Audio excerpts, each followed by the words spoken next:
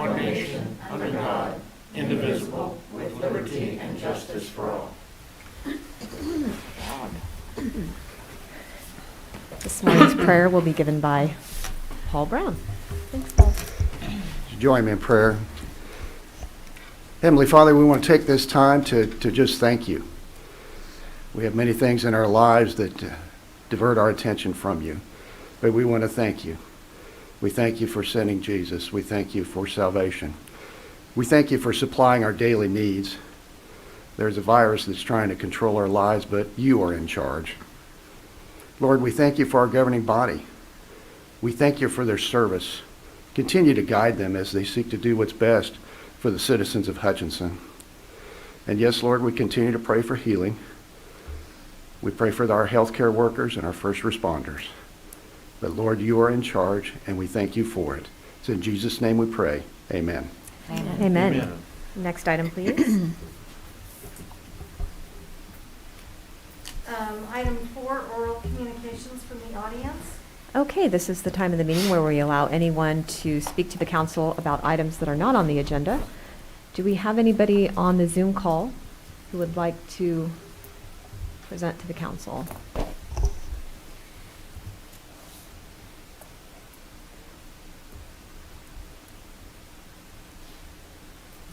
Okay, well, hearing none, let's call the next item, please.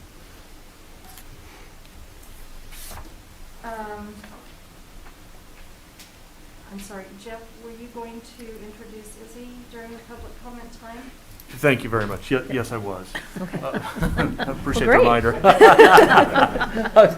Let's turn it one up. Okay. It's me.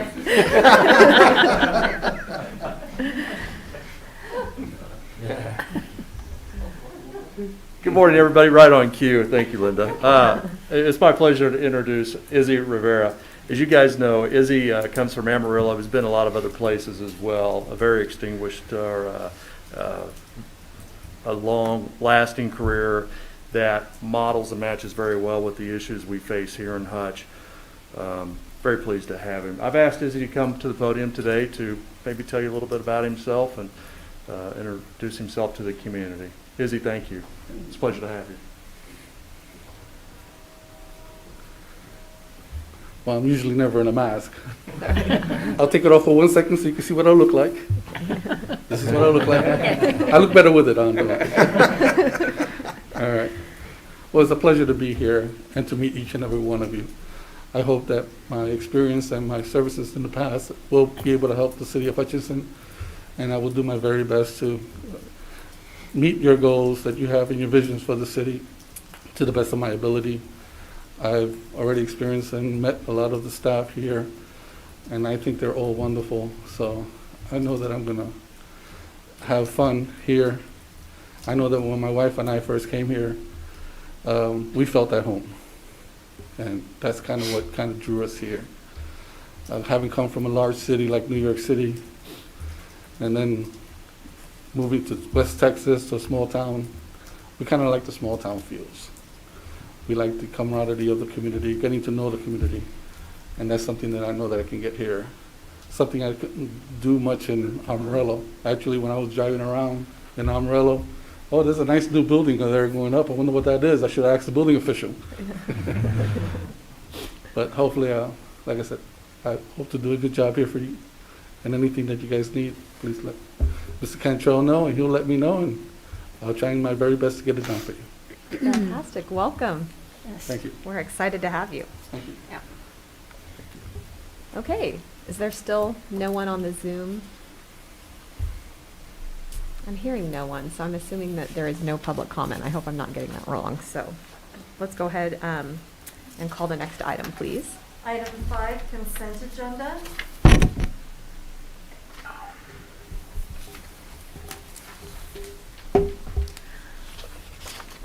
I will move to approve the consent agenda as printed. I'll second that. Okay, we have a motion and a second. Any discussion? Hearing none, please call the roll. Dayline? Yes. Soldner? Yes. Bagwell? Yes. Garza? Yes. Flores de Cavallo. Yes, next item, please. Item 6A, consider ordinance amending the comprehensive plan land use map designation for property on Manor Drive.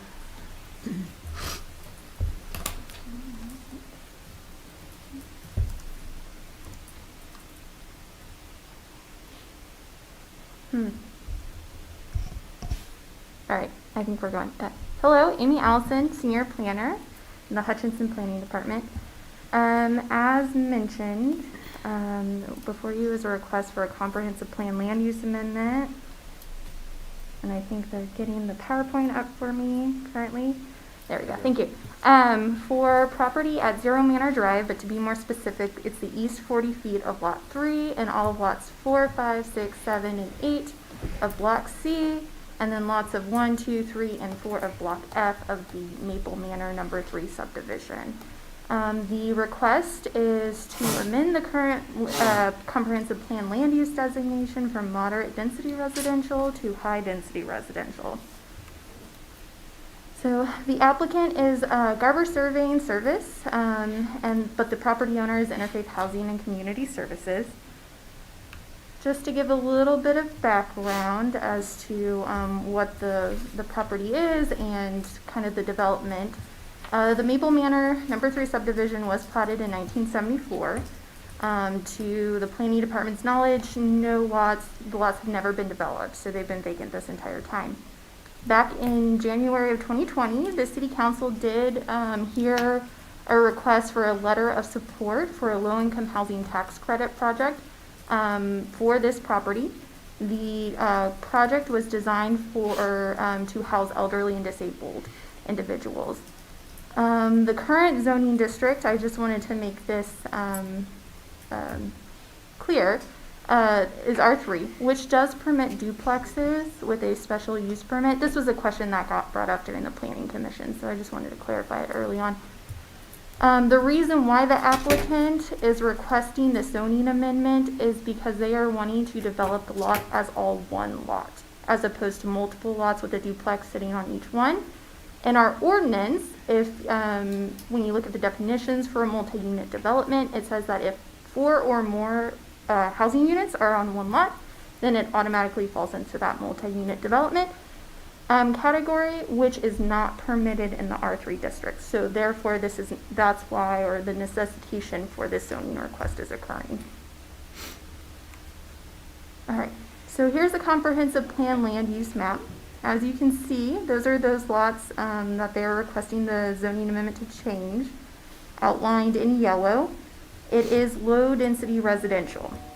It does abut some commercial to the south there, but for the most part that area is low density residential. The zoning and utilities. For the zoning, the properties are currently zoned R3. As you can also see, there are some C3 within the neighborhood directly south of the proposed lots.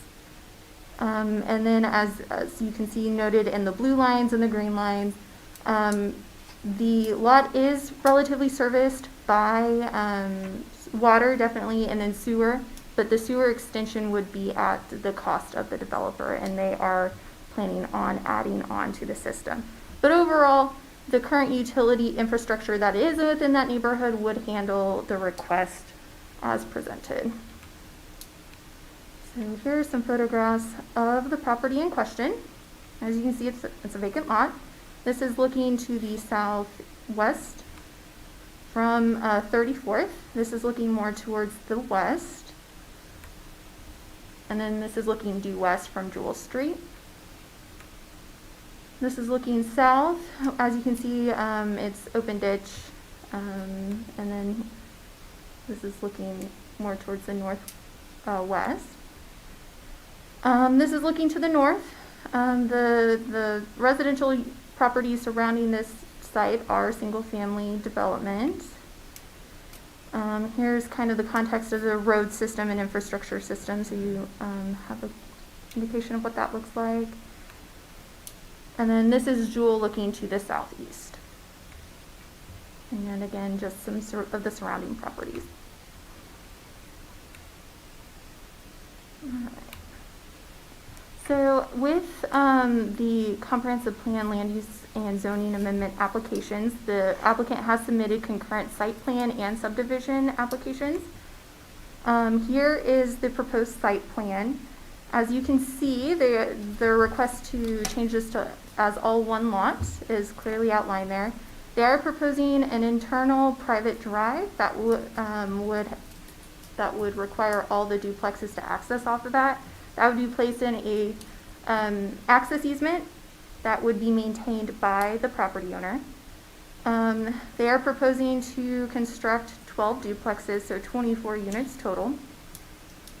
And aside from just the other standards, based off of our site plan review, they have met all of the general standards as required for a multi-unit development within the city. Here is their landscaping plan. Really, the only area that screening would be required is along their southeast corner there. It is adjacent to a single-family residence, so they are proposing to use an evergreen screen to separate their multi-unit development from the single-family house. Here are some elevation renderings of the proposed duplexes. They are proposing to use lap siding with some rock materials in strategic locations. It would match the general materials used in the neighborhood as well as the architectural design. Here is a side elevation. Again, they're proposing the lap siding and some stucco and rock. And here is the rear elevation. The Development Review Committee did review this request on November 24th, 2020. In regards to the Comprehensive Plan Land Use Amendment, there were no comments made by the Development Review Committee. However, we did receive some public comments during the initial 20 days before the Planning Commission meeting. We received 4. 3 of those properties were within the 200-foot buffer that we were required to notify. And then 1 was from the neighborhood or the vicinity of the property.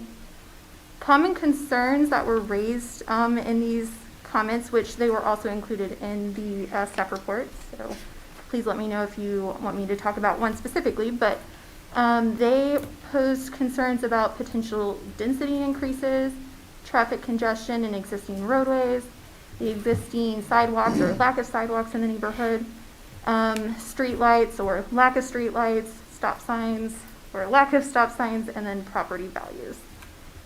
So staff wanted to just kind of quickly address these the common concerns that were posed. In regards to potential density increases, we did do an analysis as part of the zoning amendment as to whether or not the duplex would significantly increase the amount of dwelling units that outside of just even the R3 district.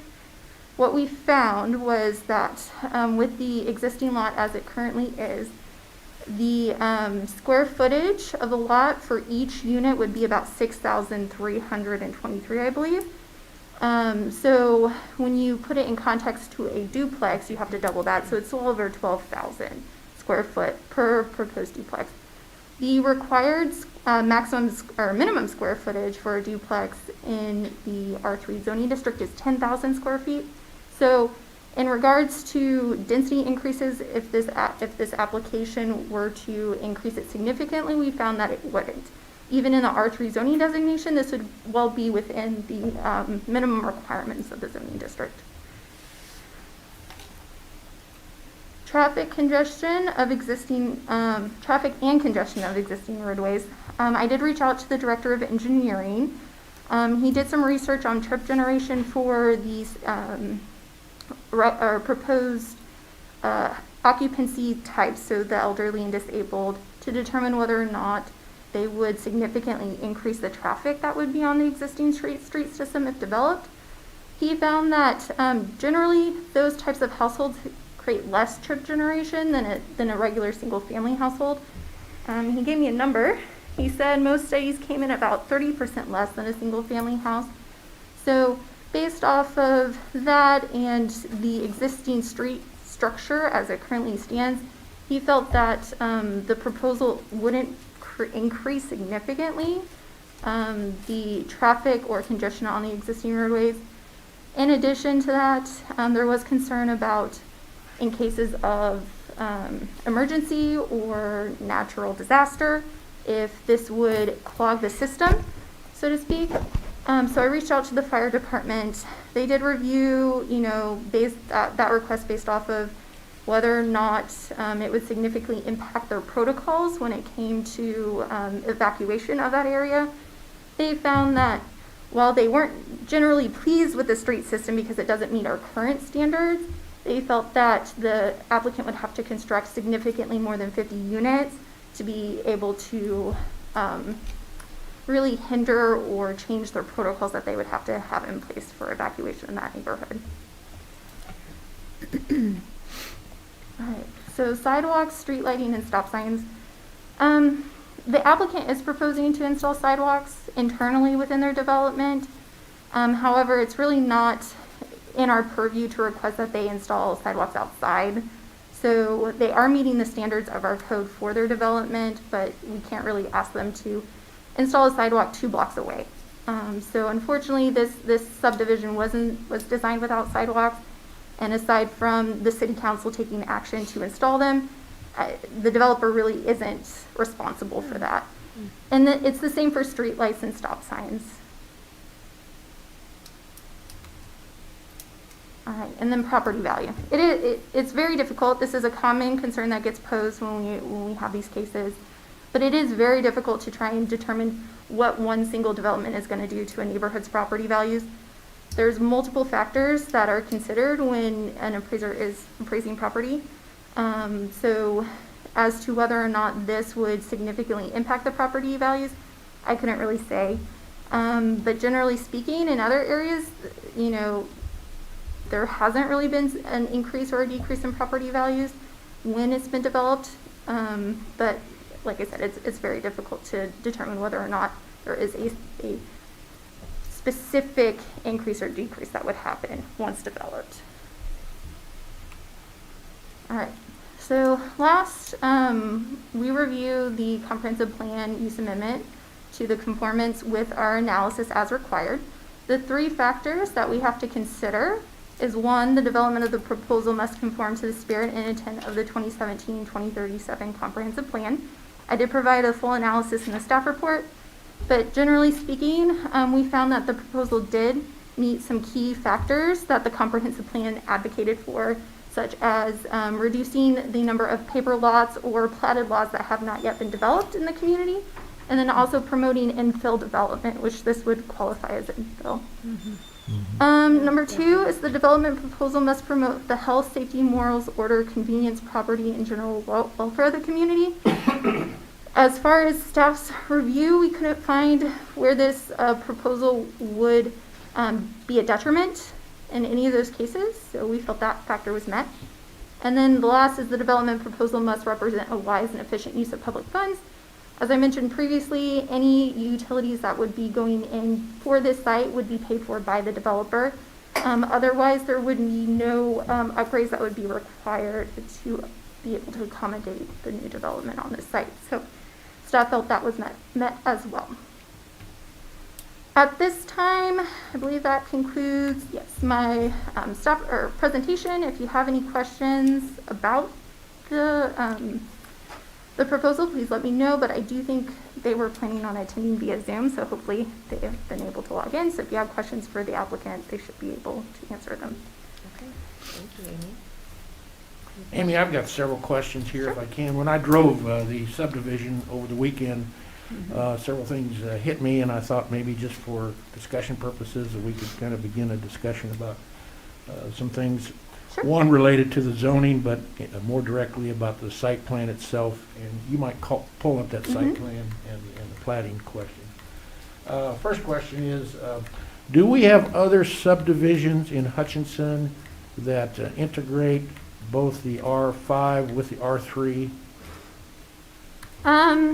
Not as currently platted. Usually what you'll see happen is a replat, like in this situation. They are coming in with an additional replat, redesigning this piece of land to better accommodate their development as they would like to develop it. So off the top of my head, I can't think of another plat that will have both R3 and R5. R3 and R5, okay. But if this proceeds as the applicant is requesting, this technically won't be within the same subdivision either. So. Okay. Second question is regarding the site plan and the planning itself. Does the developer intend to build these 12 units together, or will it be done in phases? As I have understood their proposal, it would be done as one phase. It would be done in one phase, okay? All right. When you look at the plat, there's several things that kind of hit me. One is Can you share with us what the minimum standards are as far as building setbacks? I'm just inquiring as to whether or not the plat has sufficient setbacks, or could we adjust those setbacks? Sure. So the setbacks from R3 to R5 are pretty similar. The front yard setback would be 25 feet. And as you can see on the site plan here, you see this initial dark line that outlines the lot, and then this hatched line, secondary line that's interior. That denotes the 25-foot setback. So the 25-foot front yard setback along both 34th and Jewel Street would be accommodated with this site plan. In addition, they are proposing some utility easements that would be more than the required setbacks in the zoning district along the west and south property lines. I believe those easements are, 10 feet and 20 feet. Typically the side and rear yard, side 10 is and 5 20 feet, feet, okay. rear is 15, so they would accommodate that as well. And then along this east little diagonal portion there, it's a side yard, so it'd be a 5-foot setback, which they have also accommodated for within their site plan. So they would meet the setbacks. In addition, we looked at the lot coverage. They would be below the maximum lot coverage that would be permitted in both the R3 and R5 district. Okay. Tell me what the standard street back-to-back widths are. When I look at the interior streets, what does the plat call for as far as the street width, and what is our standards? Sure. So I just wanted to reiterate that their proposal here is a private drive. They're not proposing to dedicate it as a public really? street. Yes. Yeah. So that's why they wanted to do it as one lot, because that driveway is not a public street, it's a private drive. However, they are proposing to meet the minimum standards for a residential roadway. I believe it is 29 feet back to back. 29 that feet is, back-to-back, I believe that is what they are proposing here.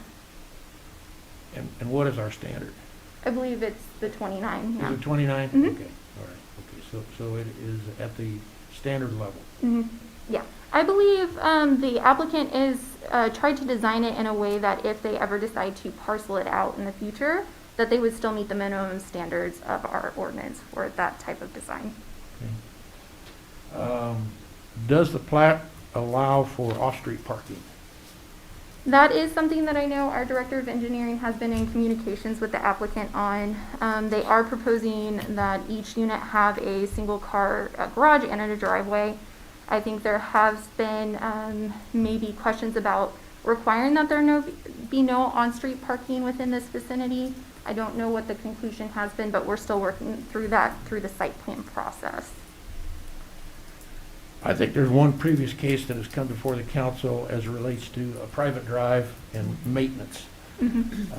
What assurances do we have that long-term that interior private drive will be properly maintained and constructed to the city standards? Because it has been a problem in another, I think it's been a commercial area, but it has been a problem, and I'd like to have that addressed. Sure. So when the final plat is ready for your review, you'll see a little bit more information about who's responsible for the maintenance of this. We are requiring that they put a note on the plat that clearly identifies that they are responsible for the ongoing maintenance unless they come back and try and replat and dedicate that street. As I mentioned, I think they're doing their best to try and meet the current standards. So if they decide to go that route, it would be a relatively easy adoption of the streets and the sewer and water systems, but as of right now, we are requiring that on the plat they specifically denote that they are responsible for the maintenance of the roadway and the utilities within the property. Any variation in the standards of a private drive versus what the city requires on a public street? Not that I know of right now. We haven't got everything final. Right. You know, the biggest difference, John, on the private drive that you're thinking about, that's been used as a cut-through for people to get from, you know, what is it, Porter over? Right. Okay. That's not going to happen out here. I mean, this is a circular entrance and exit. People aren't going to be using that to cut through like they do Porter, or Yeah, they I do hear over what there you're by saying. Porter. I don't see it as an issue. All right, and Ryan just updated me on the subdivision regulations. I apologize I didn't bring them, but private streets are still required to meet the standards of public streets in regards to their design when Very good. Yeah, built. Okay. yeah. I'm about done here.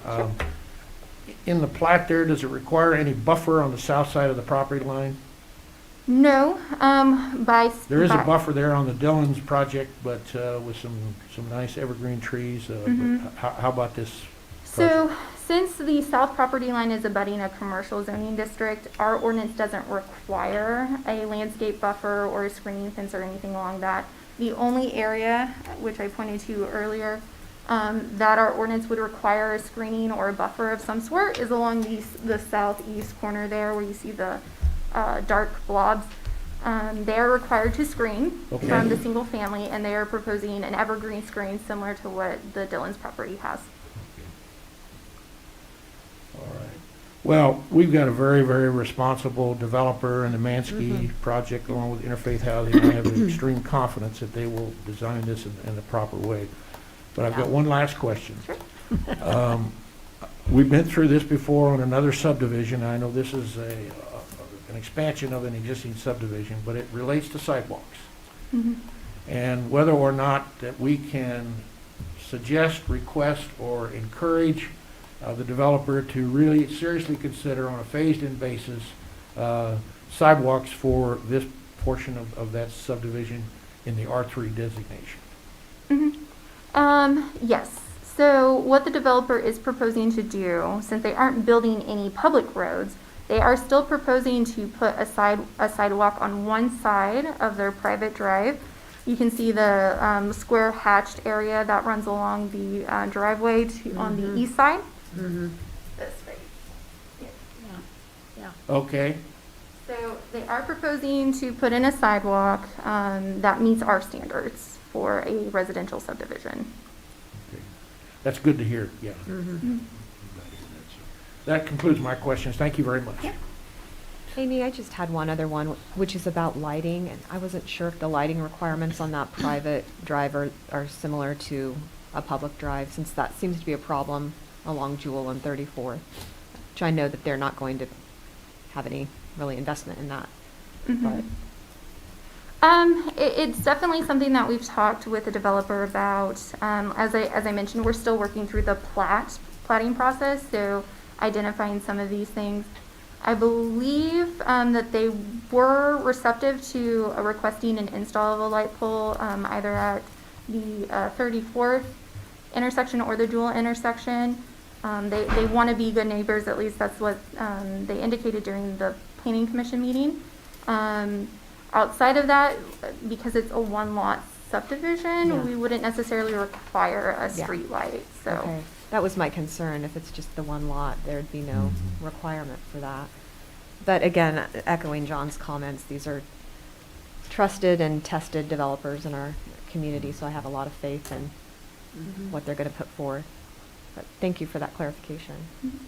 I got one question for you regarding stop signs, and Jeff could probably answer this. And you answered my question when you said this was a private drive. The stop sign over there, do we warrant, does the stop signs have a warrant study like they do on traffic lights?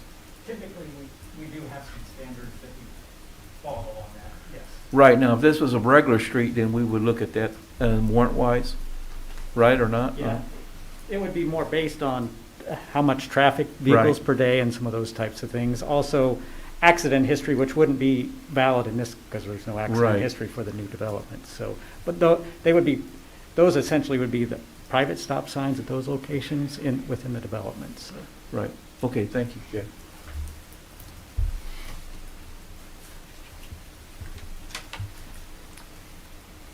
Are there further questions, or does anyone want to hear from the applicant? I believe that person is online, so. And I'm sure he would be pleased to not speak as well if we don't have questions. Is there a motion? This is Dan Garber Oh. from Garber Surveying, representing Interfaith Housing and Mansky Associates. Amy did a wonderful job with her report. I would only correct one thing. The width, back-to-back width of the private drive is 27 feet instead of 29 feet. And we conversed with the engineering department. The main thing that we needed was two 12-foot lanes, but the front portion of the curb the front 1 foot of the curb can be used for a travelway. So with the 27-foot back-to-back, we accomplished the two 12-foot lanes. Okay. Thank you, Dan. Are we comfortable with that? Okay. I misspoke earlier, so I was just going on memory, which isn't always the best. Okay, is there a motion on this item? I would move to approve ordinance providing for an amendment to the comprehensive plan land use map appearing at section M1-7B of the 2017-2037 comprehensive plan for Hutchinson, Kansas on Manor Drive and authorize the mayor to sign. I second that. Okay, motion and second. Is there further discussion? Hearing none, please call the roll. Dave Light. Yes? Solar. Yes. Bagwell. Yes. Garza. Yes. Pyrus de Carvalho.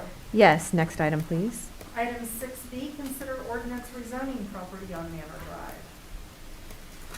All right, Amy Allison, Senior Planner. This is the rezoning portion of the request. They are requesting now to rezone the property from R3 moderate density residential to R5 high density residential. I'd be happy to go through all the photos and the site plans and all that if you'd prefer, but I did not prepare my presentation to that, so, okay. So, all the zoning is doing is to make it one lot. So they could still accomplish the same thing if they did individual lots, but the rezoning is making it to where it can, so it's gonna be one lot? Sure, yeah, that's a good way of putting it. The R5 allows them to develop the lot as one, as opposed to the R3, it would require them to create 12 lots and put a duplex on each lot. Okay. So we're just trying to remove some red tape. Yep. So the applicant is still the same, Garber Surveying, as well as the property owner, which is Interfaith Housing and Community Services. Again, here's the zoning map. And then the 8 factors that you consider, or one considers when reviewing a zoning amendment, is the character of the neighborhood. I did provide the full analysis in my staff report, so if you guys have any questions about that, please let me know. But otherwise, staff felt that the character of the neighborhood was met because this would create a transition zone from commercial to residential. Current zoning and uses of nearby properties, we felt this was met because the applicant is still proposing to build a residential development in a residential neighborhood. Suitability of the property for the proposed use is presently zoned. As I indicated earlier in my presentation, the square footage per dwelling unit is still within even the R3 zoning standards. So the lot is suitable for the type of development that they want to do.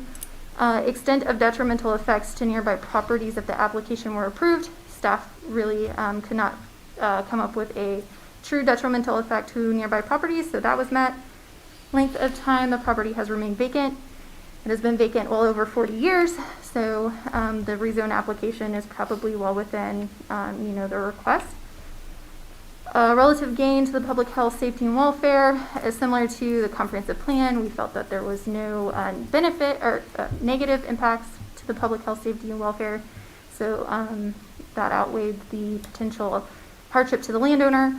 And then 7th, the conformance of this request to the comprehensive plan. As also indicated, this removes paper lots from the community as well as promoting infill residential development. And then impact on public facilities and utilities. Any new facilities would be required the developer that they install it. So that concludes my presentation. Again, if you have questions, please let me know. Questions or a motion on the rezone? That's good.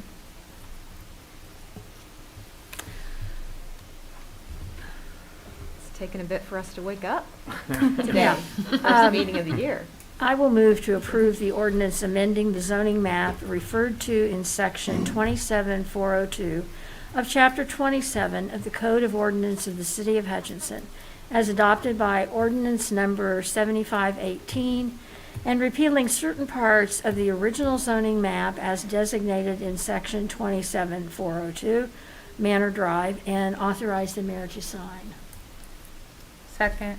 Okay, we have a motion and second. Further comments? Hearing none, please call the roll. Daylight. Yes. Soldner. Yes. Bagwell. Yes. Garza. Yes. Cutters Ricard.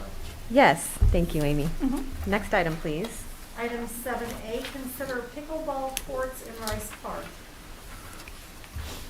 Mayor and governing body, thank you for your patience in allowing us to put this back in front of you one more time. I know that there's been continued and long-lasting discussion on this item. I think we're spending more time on this particular item than we probably have on other multi-million-dollar projects in the past, but it's an important one. And there is continued dialogue occurring amongst some of the proponents and those that have some challenges with this particular project. And I just want to make sure that everybody has a firm understanding of what our internal proposal is, because this wasn't really a CIP item that we would normally go through the process on and have that dialogue. And I think at the end of the day, we may have a few people that won't be completely satisfied with the outcome, but it'll certainly be better than what we have today. I was gonna say. So that's why we're here, and I know there's been some more dialogue with REC as well that will further support what's going to be conveyed to you from the podium. Thank you. Good morning, Justin Combs, Director of Parks and Facilities. Thank you, Jeff. That was a great synopsis. With that, I'll just stand for questions. In your packet, there are several documents. First one I kind of want to point out, and I'm sorry for not doing a PowerPoint on this, is the diagram of the court layout. What we're proposing is 4 courts in the existing Rice Park tennis court facility. So we would go in and cut out the asphalt. The asphalt's in really poor condition. Cut the asphalt out for these 4 pads. The pads would measure 55 feet long by 26 feet wide, and pour those to new concrete. And we do 4 of those. The court dimensions are slightly smaller than that, so that does give some space on either side and then behind the baseline for additional play. And so we would go in, cut that out, pour all new concrete, all new posts, nets, some additional fencing in between the courts so balls don't cross on the other courts. We'd also surface the courts like a typical tennis court, so it's a 2-part epoxy system you mix and pour onto those courts. Would have a nice plain surface. And I did provide a breakdown in the packet as well, a cost breakdown. And I did want to point out that that estimate did come out a little bit higher than I have initially reported. Some of my initial reports were really just based on the concrete and the paint, which are the 2 big ticket items. We start adding in the posts and the nets, the fencing, the wire mesh to go in the concrete, and all those other things. The price did end up moving closer to $5,500 per court, or for 4 courts, then it'd be just under $22,000. We also looked at the lights. So there are lights that work. We looked at improving those to LEDs. That cost did come out significantly higher than I initially estimated. Basically $1,200 per light, and there's 10 lights there, so $12,000. So at this time, I'm not recommending doing the light conversion. It would be a nice addition, but it's not really a necessity at this point. And the other kind of additional upgrade I'd like to see happen, the current gates are the old turnstile gates. They were popular probably in the 70s in tennis courts. It's just to replace those with just a traditional gate system for another about $1,000. So overall, the cost would be just under $23,000 to build these 4 courts. And one thing I wanted to point out, and it kind of got to the question of why that I think there are going to be people who say we need more than 4 courts, is these courts will feel like a concrete pad cut into old asphalt. They're not going to feel like a brand new nice facility. And so I was trying to meet the immediate need, so kind of relieve that pressure that we're feeling to meet this need, but not overinvest in a court system that's ultimately not going to satisfy the needs, because it's always going to feel a little thrown together, I guess. And so that was part of my concern with not doing the full 8 courts. In theory, 8 courts fit on 3 tennis courts. So we did have a conversation with the Hutch Rec Foundation about cost. Again, since this process has not gone, or this project has not gone through the typical CIP process and budgeting process, we wanted to see what kind of outside funding would be available. The Hutch Rec Foundation was excited about the project. They did offer $3,500 in support in matching funds to privately raised funds.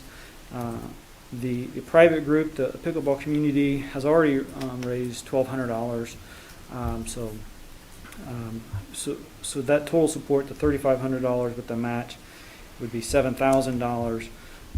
So then the cost of the city would be approximately $16,000. We are proposing using the leftover funds from a resurfacing project we did, I want to say 4 years ago. We resurfaced some tennis courts. Bids came in really well, under budget. So we had some leftover funds there that have been sitting in a project account. And so we are proposing to use those leftover funds to fund the $16,000 for the courts. So again, one thing I want to emphasize, and I've tried, it's kind of been a repeated message to anybody who I talk to about pickleball courts, is these 4 courts are not the long-term solution. This is just to relieve the pressure we have now, the immediate need for court space now. But ideally, I believe our community needs an 8, 10, 12 court facility, like we see in other communities throughout Kansas. But I think in order to do that, we need to do it the right way. We need to study the correct location. We need to study exactly how many players we're going to have, how many courts do we actually need. And so again, that goes back to my comments about not over-investing at this site at the moment, but just to buy us a little bit of time to kind of do it the right way. Have a project go through the CIP process is the ultimate goal, whether it's a 8, I'm thinking 8 to 12, but again, I don't have those answers. I think that's what this community needs long term. So we are going to get some pushback. There's going to be people that say, hey, we need 8 now. But we're also trying to accommodate those with interior or inside play. Hutch Rec's worked very hard to come up with multiple programs to accommodate the inside play as well. So I know this has been kind of a long, drawn-out discussion over several months, but I do feel like this is the best solution. This is the most strategic way, I think, to accomplish pickleball in our community. So I will stand for any other questions, comments, but again, we are seeking approval to move forward with this, with the $16,000 coming from city funds. And we're doing all the work? Yes, yeah, good, yeah, great point. All my price estimate is on city labor. So if we were to hire this out, this would be, considerably higher. Yep. There's no bleachers out there for, I don't know how many people come see pickleball, but if I can remember, there's no bleachers around here, am I right? There are no bleachers. We've got some benches, some portable benches that we could set up for players who are waiting to play. But again, a 4-court facility, just kind of cut in an old tennis court. It's not necessarily a tournament site. Right. So you wouldn't necessarily have a lot of spectators. It would be more people waiting to play, right, type of thing. And this is going into the old Rice tennis courts, correct? Yeah. So it's going to be, I think there's 2 tennis courts there now, am I right? There's 3. So you're going to be 2 per tennis court, right? So make it to 4? Kinda. Yeah, they don't quite fit that way. Okay. Yeah, in the diagram. So there's a court here, and a court here, tennis court. So, So we're just doing half? So yeah, yep. So the tennis net's across here now. Yeah. So this is 1 court, this tennis court now. So we're only doing 4? We only do pickleball. 4. So we're doing This half shows of that? This shows 8 just to show how many courts we could get in there. But yeah, at this point we would just do half. And then we'd still have the other half of that tennis court facility to either do, multi-purpose court, maybe basketball, maybe futsal, maybe tennis. I mean, I don't know. And if we ever did do the whole area, we can still incorporate the work that we're doing Yes, now yeah. into it. So Yeah. we're not just throwing away Absolutely. that yeah. patchwork that we're doing now. Yeah, we could go in and mill out the asphalt that's remaining. It would be in between. Yeah, this would not be if 5 years where you did something there, this work could remain.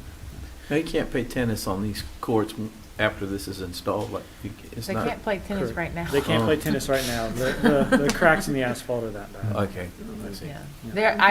I live near Rice Park, and so I go to that park often, and there's like 4-inch gaps Yeah. in that asphalt. At some point, somebody put in some sort of cement filler in them, and that's cracking out. I mean, It's they're not really playable. yep, that's why we have to go in and cut it out and pour new concrete. And typically for a tennis court or pickleball court, you do post-tension concrete, which has an internal tensioning system, so there's no expansion joints or control joints inside the concrete. This would just be traditionally poured concrete.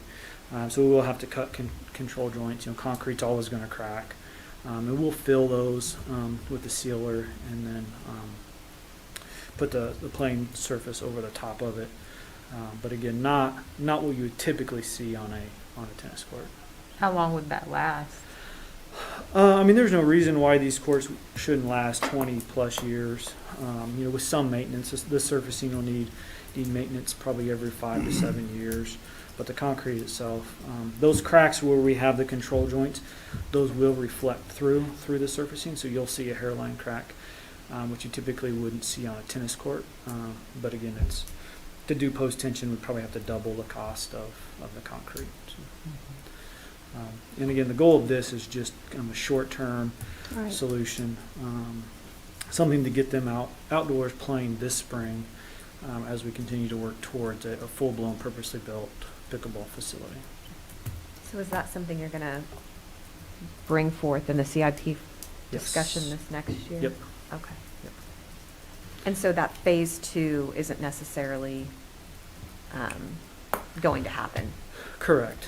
I do see if through the CIP process, if a purposely built pickleball facility gets pushed back or gets cut or isn't a priority, that maybe, if we're looking at 5 or 6 years down the road before that could happen, that maybe we do look at this phase 2, in a year or 2 years or something like that. Or maybe go back to fairgrounds and readdress the shadow lines. But my big push would be to do a CIP project for a purposely built pickleball facility. How much would that run, though? I have not even started cost estimating, but I mean, I'm guessing it'd be hundreds of thousands of dollars. It'd be, again, depending on the size and depending on, is there a spot we have existing parking? Do we want to build parking lots and restrooms and those sorts of things? So, Yeah. so it'd be a big item. We're looking at potentially a new aquatic center at some point as well. I mean, there's a lot of competing Yes. recreation priorities right now. Yep. Everything seems to be coming due at the same time. Yeah. Yep. Those LED lights are really expensive, aren't they? I mean, Yeah. because you're gonna put the same lights with the same wiring, just changing the lights, but That's the $1,200 is just the head, just Yeah. the light head. Yeah, all the wiring would be fine. We've had our electricians check everything out. Right. Everything's fine. The poles are in good shape. So. Justin, I really appreciate your perseverance on this and continued efforts to find a solution that meets everybody in the middle. And I was really pleased to see Hutch Rec come up with a myriad of additional time slots for the indoor play. I think that we need to be doing what we can to make sure that those buildings, Memorial Hall and Sports Arena, are used to the max of their ability. The membership that people would have for the pickleball club is Hutch Rec. I know that they man the sports arena. Would we be staffing Memorial Hall during those open court times? Hutch Rec would be. So Hutch Rec will be Yes. doing all the programming. Yeah, Hutch Rec's the only organization we allow to supervise Memorial Hall. Any other renter, we are generally on site just because of the layout of the building and some of the sensitive areas of the building. But Hutch Rec has been, they do supervise it, so they will have a staff member. And that would be within the context of our current memorandum with them? Yes. Okay, so with no additional staffing Nope. costs. And are the nets just kept there, or do the pickleball players bring them, or how does that work, that setup? in Canada? Hutchinson has several. I don't know if they have enough or if they'd have to buy new or some additional ones. But they're just portable nets they would set up and then store somewhere in Memorial Hall and then pull them out for each evening. So they're taking care of that Yes. piece as well? Yep. Okay. Yeah, they have several already that they use at the sports arena. So logistically, I don't know if they would transport them back and forth or if they would buy new Okay. or if they have enough. I'm not sure. Thank you.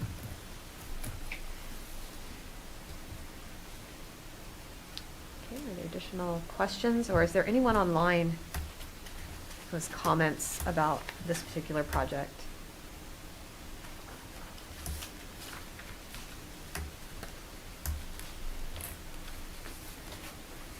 Okay. Is there a motion? Okay, Okay. thank you. I motion that we approve the construction of the the 4 pickleball courts at Rice Park and consider additional pickleball courts in the annual capital budget process for the mayor to sign. I'll second that. Okay, we have a motion and a second. Further discussion? Hearing none, please call the roll. Dave Yes. Soldner, Yes. Bagwell, Yes. Garza, Yes. Torres de Carvalho. Yes, next item, please. Item 7B, report by the Hutchinson Recreation Commission on the Salt City Splash and athletic facilities. All right, so Tony Finley should be coming up on screen here to present this. I will say it was a very challenging year with everything that went on, but the end result, I think, on both Salt City Splash and our athletic facilities was turned out very well. I know the subsidy is always a question. For the athletic facilities, is the second year in a row we've had no subsidy for that. So on the operating side, Hutchinson basically broke even for Fun Valley, Sports Arena, all of our fields. Back, I want to say it was 2018, we had a $37,000 subsidy, and I think the year prior to it, it was even more than that. So they continue to do a good job on that side of things. And then the pool, the subsidy is in line with what it's been the last several years. It was $44,000, which is kind of what we expect every year. So, Tony, are you? I'm here, All right. Justin. Okay. There we go. I was trying to stall by some time for IT to do their thing. Okay. Yeah, so hello everyone. Tony Finley, Director of Hutchinson Recreation Commission. Today we're just going to do a quick recap of the facility reports that we submitted at the end of 2020 for Salt City Splash and the athletic facilities. So I'm going to attempt to share my screen. I think Todd and I had got this worked out earlier. Oops, hold on a second. There we go. Okay, I trust everybody can see that. If not, somebody will tell me, I'm sure. Okay. So again, just these slides really are just to summarize the report that I trust that you all have. If you have any questions as we go through, please let me know. I can't see you, so I'm trusting somebody will let me know if you have a question. Okay, so just recap, Salt City Splash. We did open a week late due to COVID. We usually open Memorial Day weekend. We did open the following weekend and stayed open all summer. So we were pleased with the ability to stay open. As the report shows, our June numbers were really good as far as attendance goes.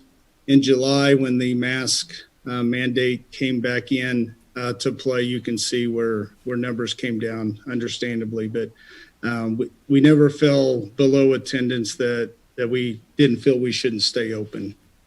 And so here you can see what our revenue numbers were with the different areas that we track.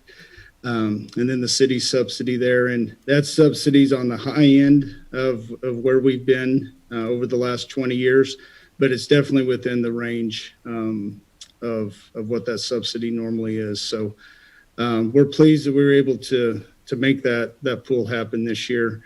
These are our participation numbers. You can see our gate emission is down over what it's been the last few years. Again, just people being cautious in what they participate in and so forth. So those were really the only two slides I had for the splash. The report, I think, details most of that. And so when I stand for questions, we can address those for the splash. Moving on to the athletic facilities, just as a recap, these are the facilities that we manage on behalf of the city, our outdoor sports complexes, and then the community gyms at the sports arena. And then we also, we do Memorial Hall concessions for large events. So if there's the community theater, if they do one of their plays and so forth, we'll operate concessions for that. Kind of a breakdown of how these operations work. Hutchrec's responsible for the programming end of things. So our public access, leagues, rentals, all of those to make sure the public has access to these facilities. And then we coordinate tournaments and events on our own to hopefully bring teams to town and give our local teams a great opportunity to play competitive tournaments. And then the concession operation as well. And then the city handles the maintenance Monday through Friday, and then obviously capital improvements that happens at the facilities. All right, sports arena. So we do have the community gyms, work very closely with the community college and coordinating all the activity that happens in there. Last year we started hosting our own tournaments. We did 3 Heart of America volleyball tournaments. These all happened pre-COVID, so January, February, and first part of March. We were able to do one basketball tournament, and then we did hold a pickleball tournament over the summer. We were able to do that over the summer. So Fun Valley, again, we lost all of April and most of May. Due to the COVID issues, we were able to host 10 tournaments. This is a breakdown of those tournaments and their sanctioning bodies that we held those under. So very pleased. When we held our first tournament, that was our local Central Kansas baseball and fast pitch leagues that we run as housed here in Hutch.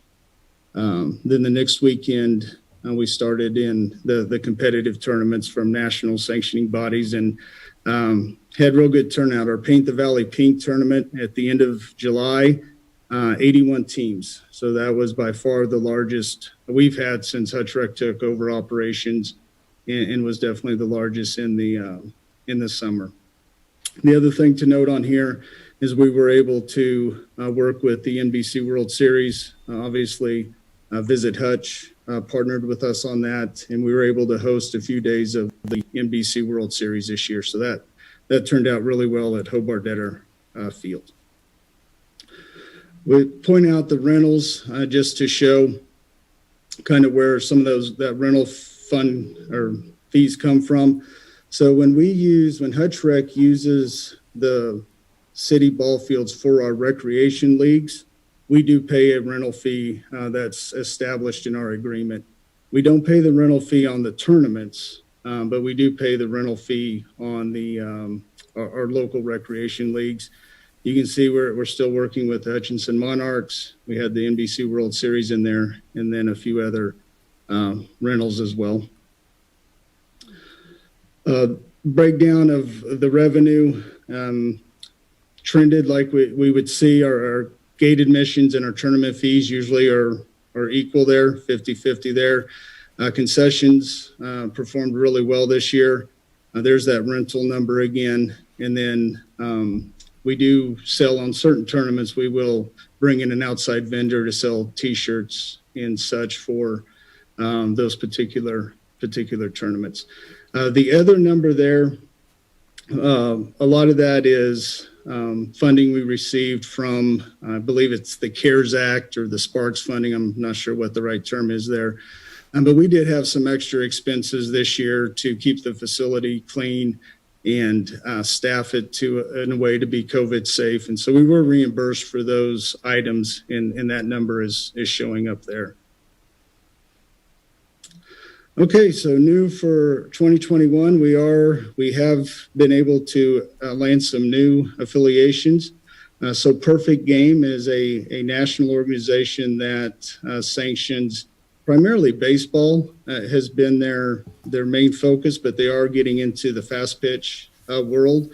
And so we've landed a deal with them to host a significant amount of tournaments. They will actually replace a few of our USSSA tournaments that we've had in the past. And then in the past couple of years, we've done International Fast Pitch Association. We've been okay with that, but I think this National Championship Sports will be a better sanctioning body for some of our fast pitch tournaments that we bring in. And then, as you all know, we're very much looking forward to the new concession facility that will be at Hobart Detter Field. So our 2021 schedule, this breaks down the tournaments. There are a total of 22 tournaments scheduled for next year. 3 of those with U-Trip, and you can see there the Perfect Game, 7 tournaments with them. Again, looking forward to that new sanctioning body being there. And then we've already actually this weekend, our Heart of America tournament at the Sports Arena is this coming weekend, and I believe we have 24 teams in that tournament. So those numbers will be a little down because of COVID. We're not bringing in as many teams as we normally would due to gym spacing and sanctioning body rules. So while we're hosting the tournament, it will not be at capacity because of the precautions for COVID. So that is all I have. With that, I will stop sharing. Okay, and I'm happy to stand for any questions. Tony, looking at the information you sent us on the slides, Salt City Splash equipment and facility needs, reduced liability. I guess I was just blown away by that list. I just had no grasp of exactly what the needs are there as far as equipment. Can you speak to that as it relates to what our capital improvements plan would be, or is this routine maintenance, or what the total dollar cost of all of these items may be? Yeah, John, I don't think I'd be able to put a total dollar right here. I know we've listed some dollar amounts on a few of the items there. And a lot of these items have been consistent through our reporting over the years. And that's really the need for the aquatic study that we're partnering with the city on for this year is, do we really invest in what these items are and maintain that current facility, or should we look at a newer facility? And so I really hope that the study, or expect that the study, will answer a lot of those questions for us. Of all of these items, do any of them directly have an effect on public safety? That if they are not addressed, there would be a potential public safety issue that we would need to address? Yeah, the reduced liability, that's a level of risk that the city would have to take. As the operator, we feel that we should bring up those things that we see. And so those items listed there are We feel we're doing our due diligence to make sure the city is aware of those. And there's no immediate risk per se. We feel very comfortable that the participants are safe while they're at the facility. The city works with us to make sure that we have things in place to overcome some of those items. But yeah, long term, I feel like they need to be addressed. And again, that's the reason Justin and I were working so hard to get this aquatic study done is we need to start making some decisions on the current facility. Can you speak to the process that you have in mind or the timing of an aquatic center study? Yeah, so the two big projects that I'm working with Justin on are the Hobart Debtor Concession facility, and we felt that needed to be first out of the gate just because of the timing to have that open for as much of our tournament season as we can. I believe Justin and I are going to review a RFQ this month to put out to firms that do this type of thing. Get that back in late spring or springish and do the work over the summer. I think it'll be beneficial for that consulting firm to see Salt City Splash in operation. That's usually a good hands-on way of evaluating. And so, yeah, by end of year, we will have that study done and hopefully have some recommendations moving into CIP process in 2022. Does that relate specifically to site options or renovation of the existing Salt City Splash, or how do you see the scope of the study going? Probably both. And definitely would offer Justin to jump in here, but in my view, location is definitely on the table. We do, in my opinion, our attendance for the size of facility we have and the size of community that we are not meeting attendance rates. That there's no other indication to me. This facility's safe. It's kept clean. It's marketed well. Always have great evaluations on the facility itself, but it's hard to get to that facility. It's for majority of our community. Most kids are not getting on their bike and going to the pool for a few hours in the afternoon with that facility. So that, again, that's my opinion, and that's why we need to do the study and to see if another location would be more beneficial to our community. In the study, we do have, and that the RFQ draft form is sitting on my desk, so that's ready to go out here really soon. But in that, we'll have a lot of community engagement. So there'll be some surveying of who's using the pool, how often how they're using the pool, how are they getting to the pool, to just get a better understanding of our current use patterns, and then understand how can we improve that. And I think that's going to drive then, do we look at renovating? Do we look at, down the road, building something new at a different location? I think we have to understand how our pool's being used now and what the shortcomings are. So that'll be a big portion of that study. So to say that we're going to focus on a new center or renovating, we don't have that yet. That's the purpose of bringing in a consultant. Justin, as far as those equipment and facility needs that John referenced earlier, any new facility or renovation would probably be years down the road. So do you prioritize these every year and just try to check off a few of them?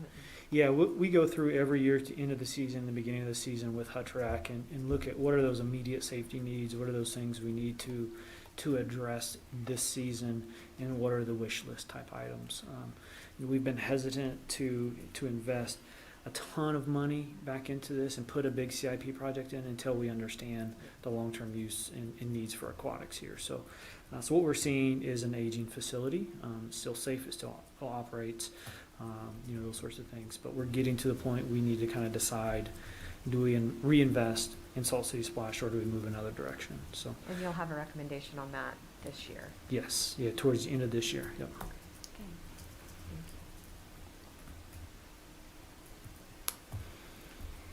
Further questions for Tony or Justin?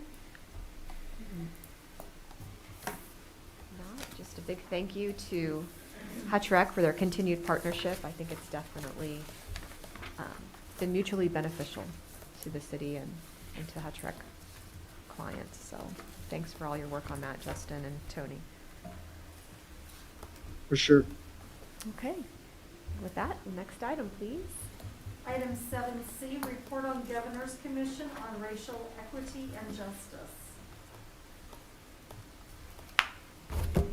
Good morning, Madam Mayor, Council, Jeff Hooper, Good Chief of morning. Police. A few weeks ago, the Governor's Commission on Racial Equality and Justice released their report that they've been working on for the majority of 2020.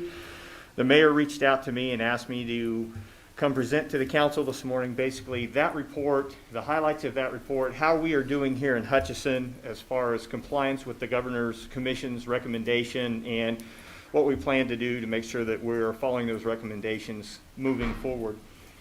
One of the things I would like to kind of point out as well, kind of before I get rolling here, is that the President's, U.S. Department of Justice, President's Commission on Law Enforcement, and the Administration of Justice is the national commission that was put together to also address law enforcement reform and racial injustice, and that report is also out. That report's over 300 pages. And I do at the end of this presentation, I do have the high points of that report that I'd be happy to cover with you if you want to see those, but the primary focus is on the state of Kansas governor's report. So when we start looking into this, I really want the report is basically broken up into 3 different levels of leadership: the state agency, the legislative, and the local. With my appointment by the governor to the Kansas Commission on Police Officers Trainings and Standards, that is more directed at the state agency, and a lot of those state agency mandates or recommendations from this commission are directed towards CPOST and looking at law enforcement accountability for training standards and basically conduct standards for law enforcement across the entire state. I've also been asked to review the commission's report as a CPOST commissioner to help implement those recommendations for those standards across the state of Kansas. So I'm really looking at this report with 2 different hats on, one at the state level and one at the local level. So today, obviously, with the state level and then the legislative branch, that's obviously our court and judicial system. I don't have a lot of say or influence over that. And then, of course, all the recommendations that are focused on the local level, and that's really the kind of focus of my presentation today, is at that local level. So I've kind of broken these down, and they're based off different categories throughout the report, and I'm going to kind of cover each one of the ones that affect local law enforcement and talk about each one a little bit here. First one is mandate review of records during the hiring process. There is currently in the state of Kansas, there's no central repository that documents police misconduct. Every agency, obviously, we document police misconduct here, any discipline on our officers. We keep a very thorough and complete record of all that misconduct. But nobody in the state, there's no state repository for that. Kansas CPOST gets reports of officer misconduct that result in termination. And so they have their own investigative process. Obviously, I'm on the other side of that now with that. But it's only major violations that resulted in termination. The rest of the minor disciplinary things are kept at the local agencies. This is really a push for local agencies to go to CPOST every time you're looking at hiring somebody, see if they have a record on those individuals. We certainly do that. Anytime that we're looking at hiring somebody, we get their work history. If they've been terminated from a law enforcement agency, we not only reach out to CPOST, but even if we find out they've worked for another law enforcement agency, the only way for us to find out their history is to reach out to those individual agencies. And we do that with our thorough background investigation. We reach out to those individual agencies, find out exactly if they've had any discipline, what their work history has been. Obviously, one of the concerns with the commission and one of the concerns in law enforcement across the state is you get those individuals that probably have no business being police officers. They've been terminated or let go from one agency, or they voluntarily resigned and then they bounce to another agency and then another agency and then another agency. If we see somebody that's been employed at multiple agencies, that's a big red flag for us, and we immediately start reaching out to that. One of the pushes from the commission is that we create a central repository where every agency in the state of Kansas would have to report any discipline for any officer under any circumstances, and there'd be a central repository for that. There's also a push on the national level for that, and if that's the case, we most certainly will rely on that central repository and comply with those wishes. And then the second one there is really the increased transparency around police disciplinary records. I think this also goes back to a little bit to that statewide repository where those records be out there and provided to the public on any police discipline. You can go out and search an officer. So that's really at the legislative level or state level. Affecting us here locally is for us to be as transparent as possible with law enforcement and police discipline. I think we do a very good job with this. Obviously, there's some HR issues when you talk about employee relations and discipline and those type of things that we have to kind of navigate that, so we can't release all of that to the community. But one thing that we do that a lot of law enforcement agencies do not do is when we get a complaint of police misconduct from the community, we are open and transparent with everything that happened with that call. We bring them into the police department. We show them all the police reports. We pull up all the body camera and dash cam videos. We sit in a room with them, and we're open book. We allow them to see all our body cams. We allow them to see all our dash cams. A lot of agencies won't do that. They keep that sacred. It is what it is. We did what we did, and I want to be open and transparent about that. Most of the time when an individual files a complaint and then courtesy, for example, or unprofessional conduct, they'll come in and we'll sit down and they'll watch the video and they'll go, oh, that wasn't the way I understood that it happened. And so we're able to have that dialogue, and together then we can say, okay, do we get their input, they get our input, we explain police procedures to them, and they're able to come to a good understanding of exactly what transpired in that call. Another thing we do at our agency then is once we interview all the witnesses, we interview the officers, the investigation is concluded, lots of agencies just tell the members of the public, yeah, we did our investigation and there's no outcome there.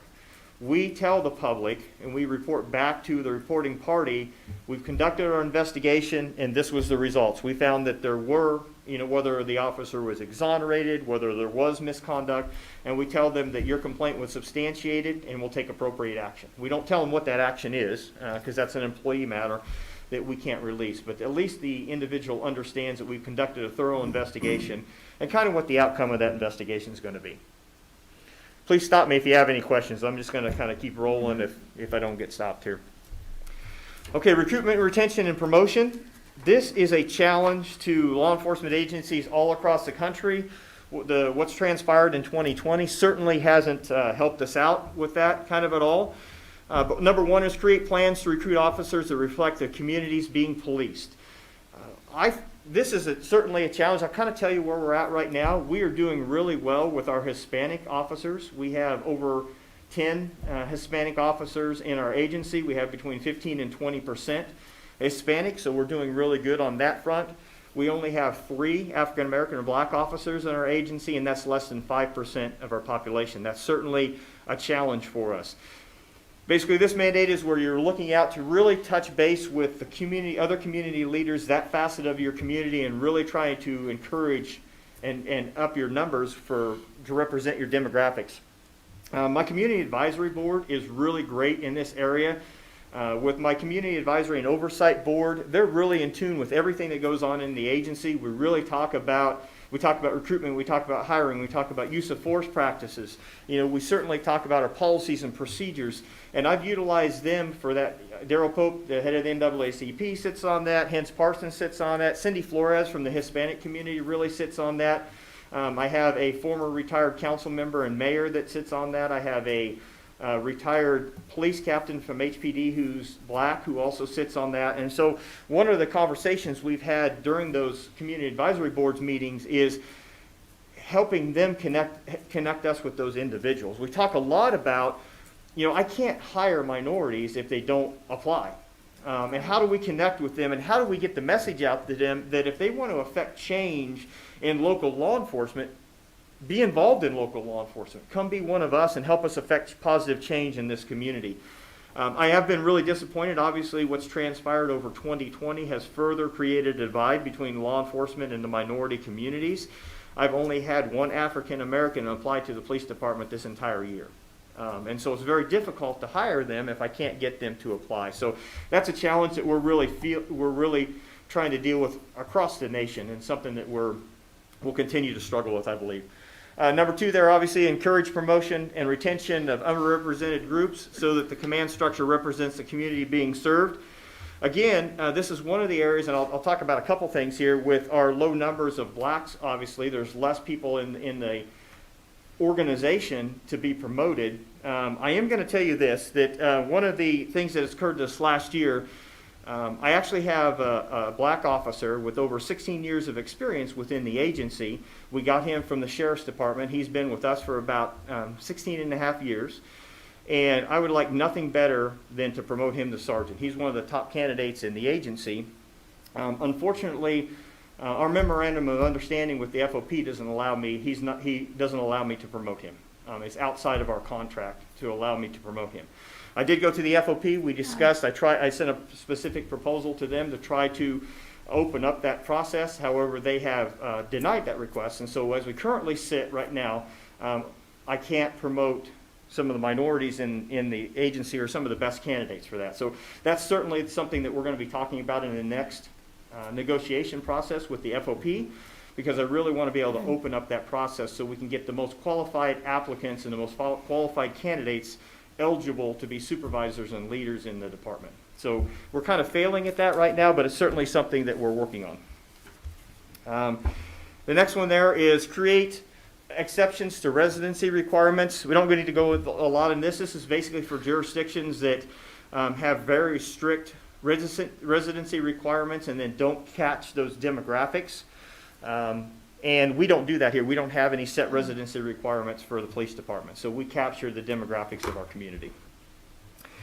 And then, of course, explore options around increasing officer pay, including salary enhancements for obtaining a degree. This is something we don't currently have here, and this is something that would be a negotiable item with our FOP. The former agency that I came from, we had an education incentive.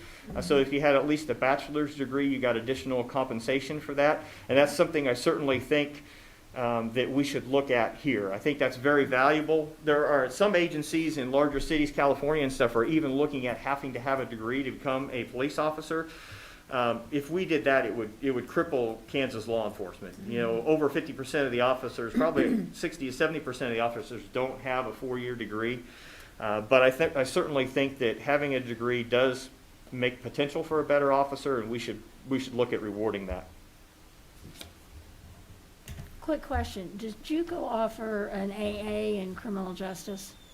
I'm sorry? Does the community college offer an AA in criminal yes, they justice? Do. Okay. They do. And so does Sterling College. And okay. So they have a 4-year degree. In fact, I've got a young lady that I'm very excited about that comes from Hutchinson. She got her associate's degree in criminal justice from Hutchinson Community College, went on to K-State and got her bachelor's degree in criminal justice from K-State, and she's in the hiring process with us now. So good. A lot of people are, and in fact our PSA program that I'm really proud of, all but 2 people in that PSA program either come from Hutchinson Community College or Sterling College and are in their criminal justice programs. Okay. So, thank you. Accountability. This is something that's near and dear to my heart. It's something that I've talked about since I've been here, that we are not going to be perfect. We're human, but we will hold ourselves accountable for our actions. It's something that I'm also pleased about with the governor's appointment, because I get to raise the accountability level even at the state level for Kansas law enforcement. And so really what we're talking about here when we talk about accountability, the first one is include accountability measures for follow-up related to enforcement of recommended changes. This really goes towards your policy changes, in that when you make policy or you make structural changes within your agency, that officers receive training for that and then are held accountable for that those changes in policies and procedures and structural changes. We do that. We contract with a company called Lexipol that is at the forefront of law enforcement policies in the nation, that keep us up to date and help us maintain our policies based off current case law and best practices in law enforcement. that company also rolls out training on those policies every time that they change, and that's mandatory training. It goes out to every officer. They have to read the policy again. They have to take a test on those policies, and they get that pushed out in their inbox where they have to do that on a regular and periodic basis. Not to mention our own in-house training. This year, just with our in-house training, not sending people off to other training, every officer is going to have over 90 hours available to them of in-house training. The state mandate is 40.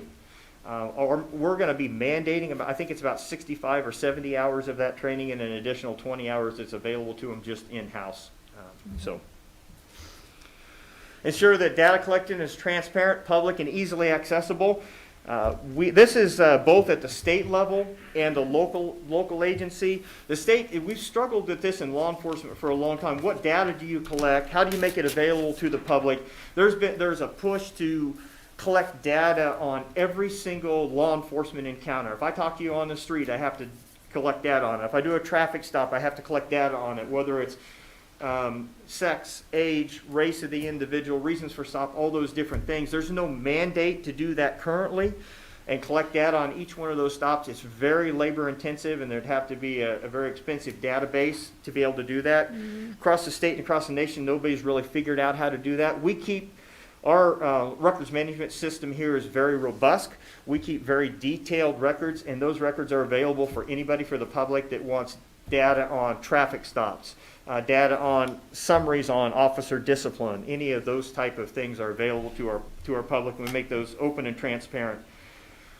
Review, revise policies and training on use of force. When I first got here, we actually revised all the policies, but I started with our use of force and pursuit policies because those are two big ones for us. We did a complete revision of both of those policies, specifically use of force. And then as things transpired in 2020, we did another complete review of our use of force policies and revamped those to be more in compliance and make sure that we were in line with current happenings in the environment today, especially when it comes to like chokeholds and strangulations. One of the recommendations is a ban on those, and we have a ban on those at our agency, except for in deadly force situations where anything is obviously available. One of the things I'd like to bring up here, maybe you've heard a little bit about Breonna Taylor's municipal law, where they're talking about, there's actually 12 points to that law where they're talking about 12 recommendations that city councils create into a law that mandates certain things from law enforcement. This is where, and this is why I wouldn't recommend, a lot of those things we're already in compliance with, but that's where something like that actually is contradictory to the governor's report. Because the governor's report here, when you're talking about use of force policies and stuff, talks about what the federal mandate is based off of current case law. And that is that when we use force, the minimum amount of force necessary is the maximum amount of force allowed. It goes off of objectively reasonableness, which is the current law passed by the Supreme Court. One of the things that the Breonna Taylor's law recommends is a use of force continuum model. That use of force continuum, I was a cop back in the 1990s, and that's what we had. That went out in the late 1990s. And so that's where some of those organizations and small groups aren't completely educated on what's really going on in the world today. That use of force continuum basically says this, that if somebody attacks me using fist, empty hands, I have the authority to automatically escalate up to one level of force higher than they're attacking me with, which means that by a use of force continuum, I instantly can go to my baton, I can go to OC spray, or I can go to a taser to counteract that resistance. What we found in the study in the late 1990s, when we looked at the use of force continuum, we found that officers were actually using more force because the use of force continuum told them that they should. So if somebody attacks me with empty hands and I can control them just by grabbing onto them and hold them and use a lower level of force, what the Supreme Court says is that's all I'm allowed to do. But the use of force continuum says I can hit them with a baton. And so that use of force continuum was old and outdated and created a higher level of force than what's objectively reasonable. So I'm really glad that the Governor's Commission recognized that, and their recommendation is that objective reasonable standard, and that's what we hold at the Hutchinson Police Department. That's the same standard that we use. So, implement an evidence-based practices related to dashboard cameras and body-worn cameras. we've been doing this for years. Every officer out on patrol has a body-worn camera. Every one of our vehicles, our regular patrol fleet, has a dashboard camera, and they are mandated to have those both on anytime they have an encounter with the public, period. No exceptions. You'll recall that there's an investigation came up in front of you all where I had officers turn off their body-worn cameras. If you do that, I assume that you're trying to cover something up. And you probably won't be employed here because I want to know what you tried to cover up, right? Yeah. So we mandate those cameras be on for every encounter. It still surprises me that there are literally thousands of agencies across the country. They still don't have body-worn cameras. Maybe they have dash-worn cameras, or some of them still don't have those and they don't mandate them. This is really to make it standard that those should be mandated and they should be on basically at all times. So,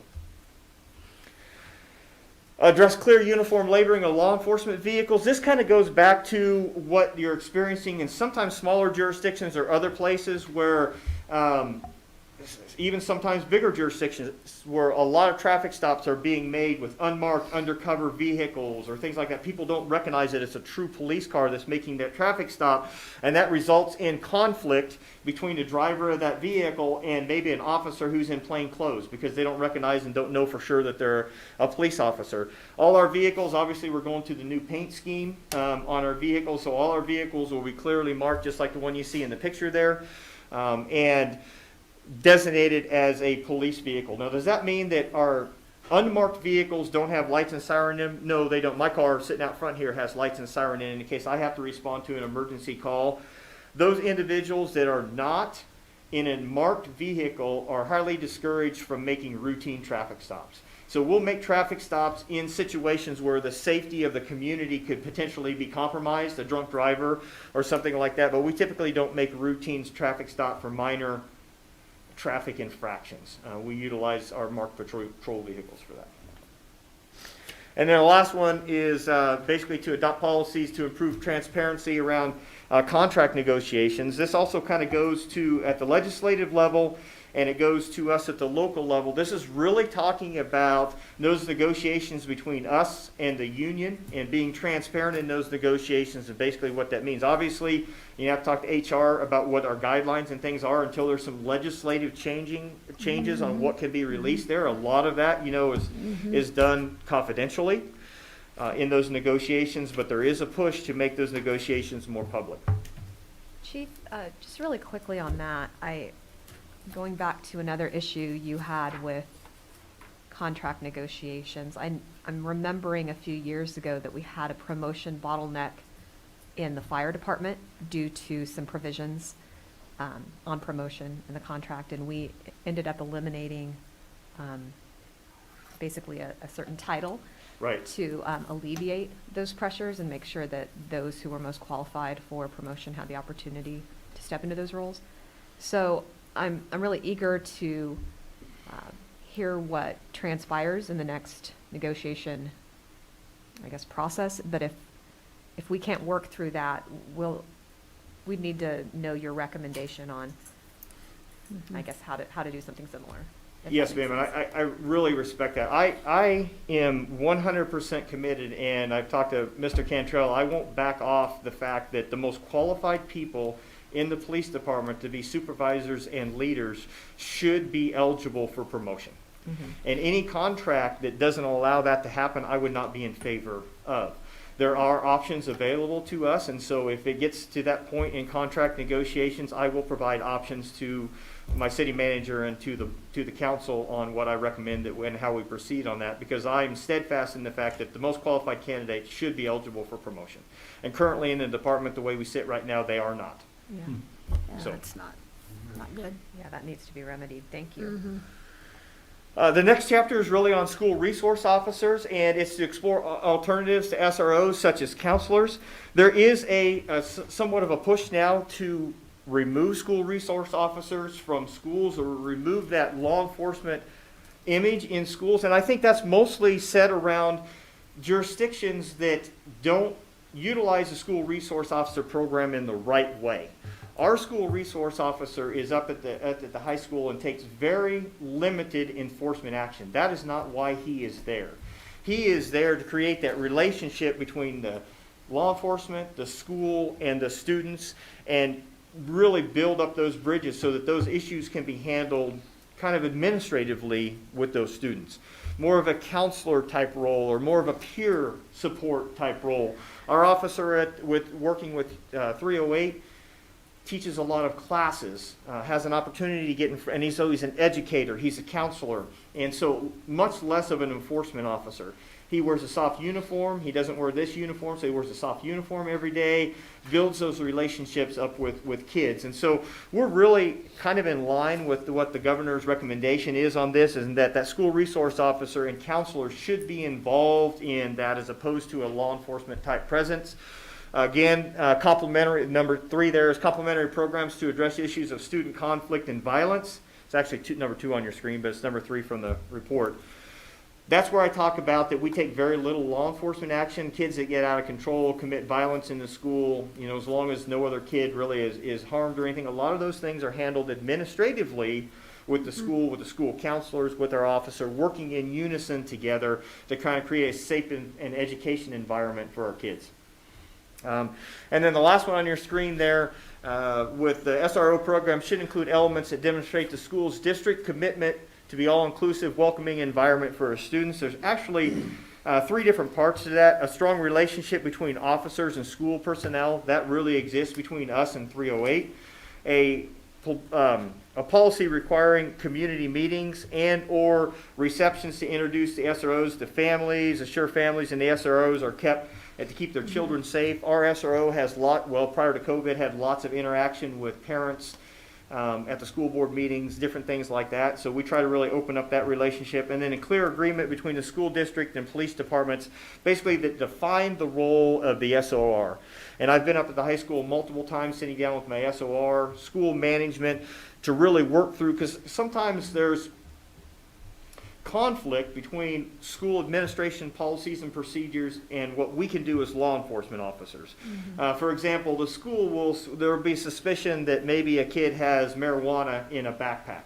And the school wants the police officer to search his backpack. Well, we're not allowed to do that unless we have a search warrant or probable cause. We can't do that. But school administration has a policy that they can search kids' backpack if it's found on school property. But the school administration can't direct the police officer to search that backpack because then obviously that's a law enforcement function.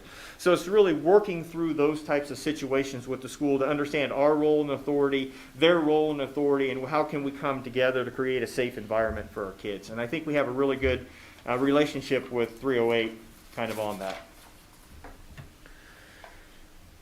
Immigration and law enforcement, this is kind of being a big push here lately. And so really kind of talking about this, obviously the first one is provide incentive pay for officers who speak language other than in English. We don't currently have this. I have several officers on my department that are fluent in Spanish. My old agency in my former life, we addressed this at that agency. They just now, after about a decade of working on it, just now implemented this program because a lot of things come up. What languages do you pay for? If somebody is fluent in Chinese, and we don't have a Chinese population here, should we compensate that officer for being fluent in Chinese when they may never use that skill? If they're in our population, if they're fluent in Spanish, that's a pretty big benefit to us. But then how do we test that? Because there's several different dialects, right? And so how do we test whether they're efficient and fluent in that particular language? I think that we could get the community college involved in that to create some kind of test that would do that. So this is certainly something that I would be interested in bringing here, but we would have to really define the parameters of that and what's valuable to us as an agency and what we're willing to compensate officers for. Adopt clear policy on immigration enforcement efforts. This really kind of goes back to being transparent on and whether your agency is actively enforcing immigration laws. And if you do, being transparent and open on that enforcement. We do not at this agency, nor will we, we're not openly enforcing immigration laws at this agency. That is not our function. That is a federal function. And so we don't openly enforce that. And the other one there is ensure compliance with certification of victims and related to non-citizen victims, and then ensure enforcement agencies aren't duplicating work. that kind of goes back to when a federal agency does come in town, like ICE or the U.S. Marshal Service or something like that. Sometimes they tell us, sometimes they don't. They're supposed to tell us if they're operating in our jurisdiction, and we usually ask them, do you need any assistance? Sometimes it's yes, sometimes it's no. Any assistance that we provide to them in those situations is not us enforcing immigration laws. It's merely providing officer safety to help them if they're going after an extremely dangerous person or something of that nature. But we leave the enforcement of immigration laws up to the federal jurisdictions, and we don't actively enforce that.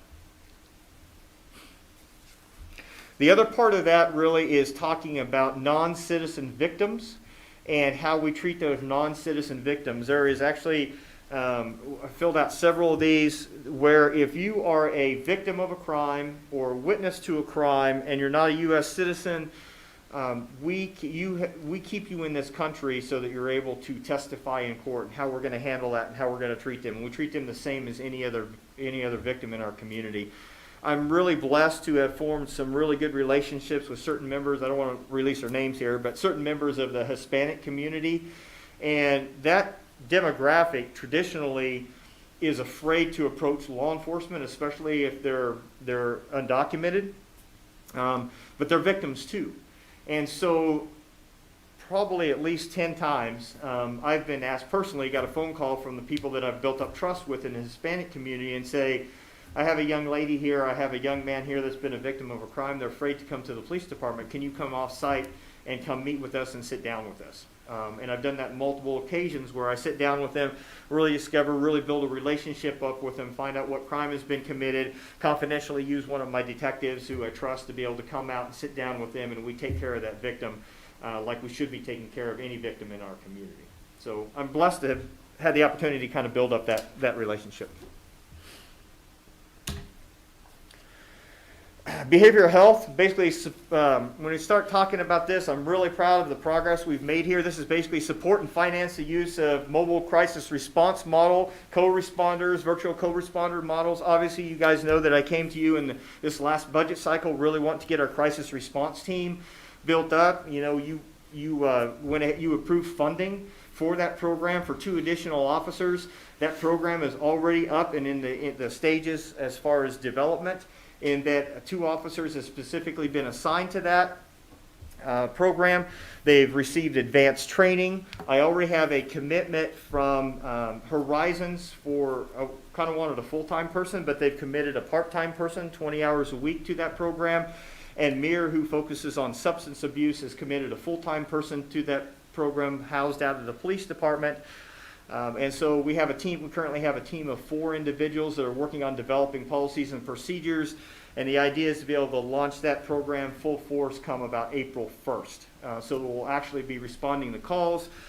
One of my officers that received the Advanced Crisis Response Team training in December that we got a grant from the health department to provide is already operating in that capacity. He's already being called out when we have a person in crisis to help deal with that, with his connections with mental health. And so we're already headed down this path. So we're ahead of the curve and ahead of the governor's recommendation to move in this direction. The last one there, the second one there, is to increase mental health first aid training, crisis intervention training, and other behavior trainings for new and existing officers. All our officers get that mental health first aid training, so they're all trained in mental health first aid. CIT training, or that crisis intervention training, is a week-long, more advanced training in crisis intervention. Several of my officers are trained in CIT. I committed a year and a half ago to getting all of our officers CIT trained. In 2020, we had already worked with CIT. That's a fairly expensive training. We worked with them to bring that training on site where Hutch PD would host it. And I was going to be able to get the majority of my police officers trained in CIT. Obviously, COVID happened. That class had to be canceled. But hopefully this year, once the pandemic kind of lifts, we can get back on that to get all our officers CIT trained. I already mentioned the training that we got the grant for through the health department, which is advanced crisis intervention training and de-escalation, and it was a train-to-trainer course, and so we now have one officer with advanced level training. And so he's going to be putting, our officers, not only do they get the mental health first aid, we have an officer who happens to be our school SRO that is an instructor in de-escalation. And so we're teaching a de-escalation class to all our officers. And then our crisis response team officer that just went to advanced training is going to be teaching an advanced de-escalation class in crisis situations to all our officers. That grant through the health department also afforded us books and training materials for 100 officers and mental health professionals to offer that training across the community. So pretty excited about that as well. Funding. Obviously, this is to encourage law enforcement agencies to seek grant funding. We do that not only through the JAG grant, but through places like the health department. I've mentioned that grant a couple times. We also sit on the South Central Kansas Regional Homeland Security Council. We have a representative on there. Adam Weishar, our emergency manager, is on that, and a representative from the Sheriff's Department is also on that council. So Reno County actually has 3 people representing us on that council, and there's a lot of grant funding there specifically for law enforcement.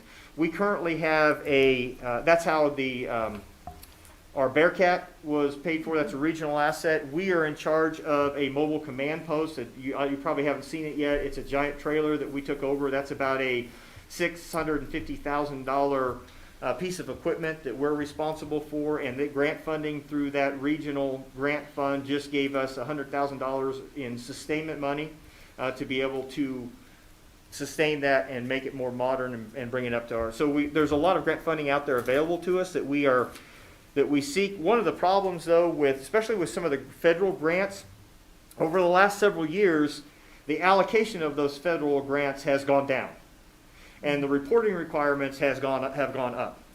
And so there's certain grants that we had previously applied for in the past that just aren't worth our time. You know, maybe we only get a few $1,000s, but it requires 100 hours of man hours to manage that grant. It's really not worth our time there. So we really look at that. The city has a really good policy when we start looking at grant review and whether we're going to apply for a specific grant or not. Cooperation with other funding sources and strategies. We really talked about it. We're cooperating, obviously, with the health department. They have some grant funding available to us. Work with the sheriff's department and stuff on joint projects that we can maximize our funds. That's it when we come to the end of the governor's report and really the recommendations for us. I was really pleased with the report that came out in the commission. There's a lot of stuff in there at the legislative level for statewide databases, statewide oversight of law enforcement standards and training. And so I'm really hoping that a lot of those, the state really follows through with a lot of those recommendations. But at a local level, I feel really good that we are on the cutting edge and on the forefront of pretty much everything that the Governor's Commission recommended that we should be doing at a local level. Certainly would stand for any questions. Like I said, the President's report is over 300 pages long. I have highlights on it, but there's even more to that than what we had at the local level. Probably a longer conversation for a different day, but certainly willing to cover those if you'd like that today.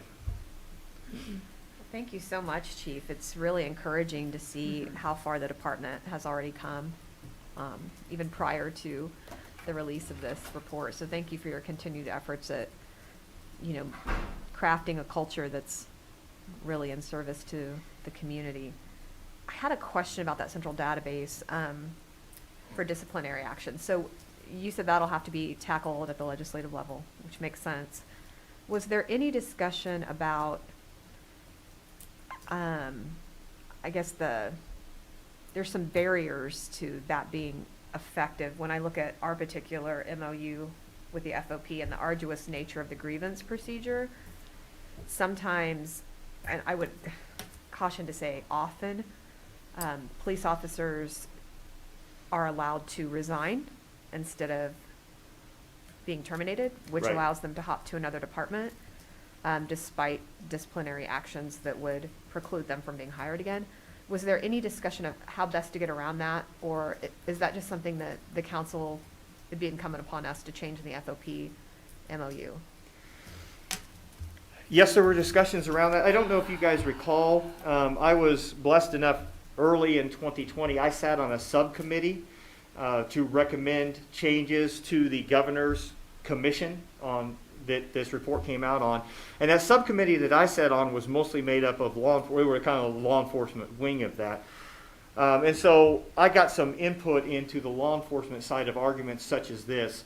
I was disappointed in some of my counterparts around the state, sheriffs and chiefs that sat on that subcommittee, and that a lot of the viewpoints still around the state is that public has no right knowing that. Those things should be kept in-house, and I totally disagree with that. I think I'm kind of the outlier there when it comes to that, because I believe that law enforcement, we have to hold ourselves to the highest of standards, and we should be open and honest about that. And if we don't hold ourselves, if they're not being held to the highest of standards, then we should be held accountable for the actions, and we should make that public and known to everybody. Obviously, like you had talked about, the law doesn't really permit that in the grievance procedure. And another portion that was discussed was that, and I think we're not throwing anything, it's also discussed in the President's Commission report, is that unions or FOPs, through the grievance procedure and those processes, are allowed to protect bad officers. There's systems put in place that allow them to protect bad officers that have no business being in law enforcement. Part of that maybe is allowing to retire, to resign as opposed to being fired. My personal policy, and I tell everybody this up front in a disciplinary procedure, if they resign prior to the conclusion of an investigation, can't really do anything about that. Yeah. But once I've concluded the investigation and I've rendered my ruling and I've terminated you, you can't go back and resign. And that gets asked almost every time. I will tell you this, though, that when an officer resigns underneath investigation, that is reported to Kansas Seapost. So I report that to them, that they resigned under investigation, just like I report to them that they were terminated. And then I personally, I don't think all chiefs do, but I personally call Seapost and talk to the investigator and say these were the circumstances in which this individual resigned. Had they not resigned, most likely they would have been terminated, and encourage the Seapost investigator to open up an investigation, because they're the ones that can pull certification on that. Sometimes they open up an investigation, sometimes they don't, but I would still have to report those resignations to Seapost. Now, being blessed enough to be on that commission, one of the fallacies one of the problems with that commission in the state of Kansas is with the statutes, in that the commission can only decertify officers for egregious misconduct. Lying in an investigation is not enough to decertify a police officer currently in the state of Kansas. And so there's a really high bar for actually decertifying a police officer. There are officers that I have terminated from this agency that have no business ever being a police officer and ever pinning a badge onto their chest. And I know you're aware of some of those investigations. Those officer certifications were not pulled by Kansas Seapost. Yeah. I called and filed an official complaint with Kansas Seapost, discussed it with their attorney, discussed it with the investigator, and bottom line, it came down to the statute didn't allow the commission to decertify them. So there's a problem at the legislative level, which the governor's commission report recognizes. And so at the state and legislative level, when it comes to Seapost and changing those statutes, I hope there's some movement there. And like I said, as a commissioner on Seapost now, we have to give our recommendation back to the governor on what those changes should be. And I'm going to be one to push for a very strict decertification process. Yeah. So did that answer your question? Yeah, that did. Just as a kind of one more addition to that, we don't have any frame of reference, this governing body, as to any other grievance procedures except for the one that is in front of us. So we don't know if it's in keeping with a standard that all FOPs have. But I know that it has forced us to spend tens of thousands of dollars of taxpayer money to defend people that you have fired, who have been fired rightfully so. But it's like a 5-step procedure that they are entitled to. And I think that, unions are important, and there's a balance of protecting people's rights. And but I also think if there is anything that we need to do on our side during the negotiation process that we're not even aware of, because it's always been this way, it seems really arduous to me, but maybe it's really standard.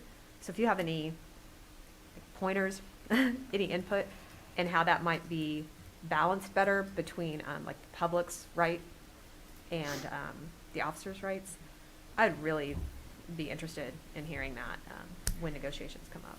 And I appreciate that. I'm sorry. No, I I would was just agree. saying, I'm We've guessing had- a lot of it's established in law, labor law.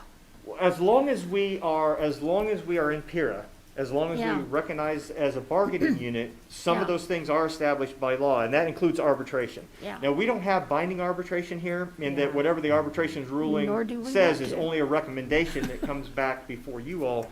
But we have to go to arbitration, and thus it costs us money during arbitration to be able Yeah. to defend that. In some of the cases of individuals after arbitration, if we don't follow the arbitrator's ruling, then it goes to district court, and we have to pay an attorney to come in and Yeah. we just had one here a few months ago, just like that. And so that is in law as long as we recognize PIRA. The only way to eliminate that would be to not have unions recognized by PIRA. Now, there are other models out there. I wouldn't say we need to get rid of all negotiations, we need to get rid of our unions or anything like that. But there are models out there outside of PIRA and state law that we could put in place to give our employees due process without having to follow state law and the guidelines if we would step away from PIRA. And so there are plenty of models out there. Lawrence uses a model like that. And so we have been talking about that internally at the staff level on what that might look like. That's a big discussion, For sure. obviously. Even under our current structure where we are involved in PIRA, I think that we can look at and negotiate for some efficiencies there that still allow for due process, but will make us more efficient and not allocate as many resources to that process. And we are looking at that and making recommendations through negotiations, at least for that piece. Oh, well, that's really good to hear. Thanks for that. And I hesitate to even bring this up. I feel terrible that the FOP isn't in attendance, and, you know, I don't want them to feel like we're disparaging their work. I just think improvements can be made for the benefit of the community and the benefit of the officers, because I know a lot of officers were very disappointed at seeing some of those grievance procedures unfold the way they did, and felt like it reflected upon them unfairly. So, you know, I think it hampers public trust for the entire department when things like that happen, and that's not fair to the officers who are doing an outstanding job. So, Yeah, I think that there's I am a strong believer in the FOP. I don't think I don't think the city should have total power over its members, that we can do whatever we want to them. I think we need to have a system in place where there are checks and balances. If you got a rogue chief or rogue administration, that should never happen. So there should be due process for our employees. We have to provide that for them. We should, in good faith, negotiate with them for the betterment of the agency.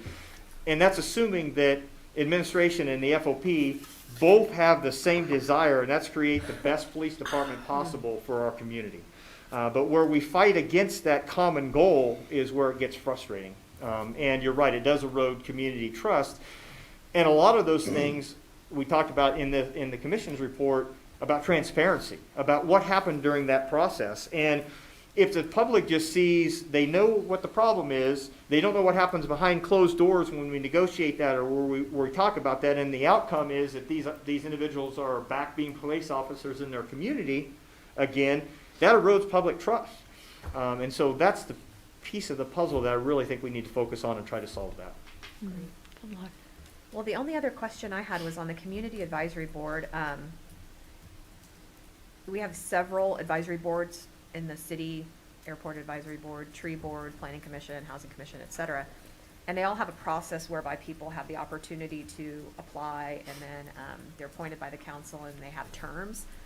Have you considered moving to something similar for your advisory board in order to have, I guess, that opportunity for people who haven't in the past been able to have a voice on that board?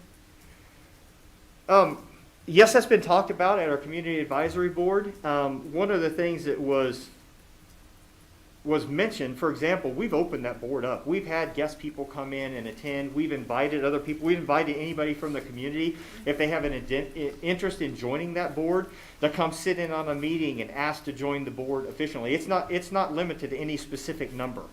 And so that gives us the freedom to be all-inclusive of anybody in the community that wants to sit on that board. Now, obviously, we don't want a board of 100 people, but we do want a good representation of the community. And Hens Parsons is the chairperson of that board, and so I talked to him a lot about that. There's been people that have approached me, say, how do I get involved in that? I bring them to a meeting and have them come to a meeting and have them sit through, and some people have been involved for 1 or 2 meetings, and they say, I don't want to be a permanent member, I'll come back when I have an issue. We see that quite a bit. But we are open to more permanent members of that board. And we have a structure in place that allows that. Perhaps one of the things that we haven't done very well, I talk about that board anytime I get an opportunity because it's extremely beneficial to me and I think to the community. We haven't publicized that board very much. We haven't publicized and made it open that people can come and talk to us or can come sit in on a meeting. And I think that's something that we really need to at least focus on, that to allow people to know they have that opportunity to come sit in on that board, provide comment, be involved with that board. We probably could do better in that area for sure. Yeah, I had no idea those were, open kind of regularly scheduled meetings. So yeah, that'd be fantastic if there was just a little bit more publicity about that. I'm not sure you'll get a huge influx of interest, but I've had some people mention it to me, and I just didn't really know the process for getting involved. So thanks for clarifying. We have a regular monthly meeting.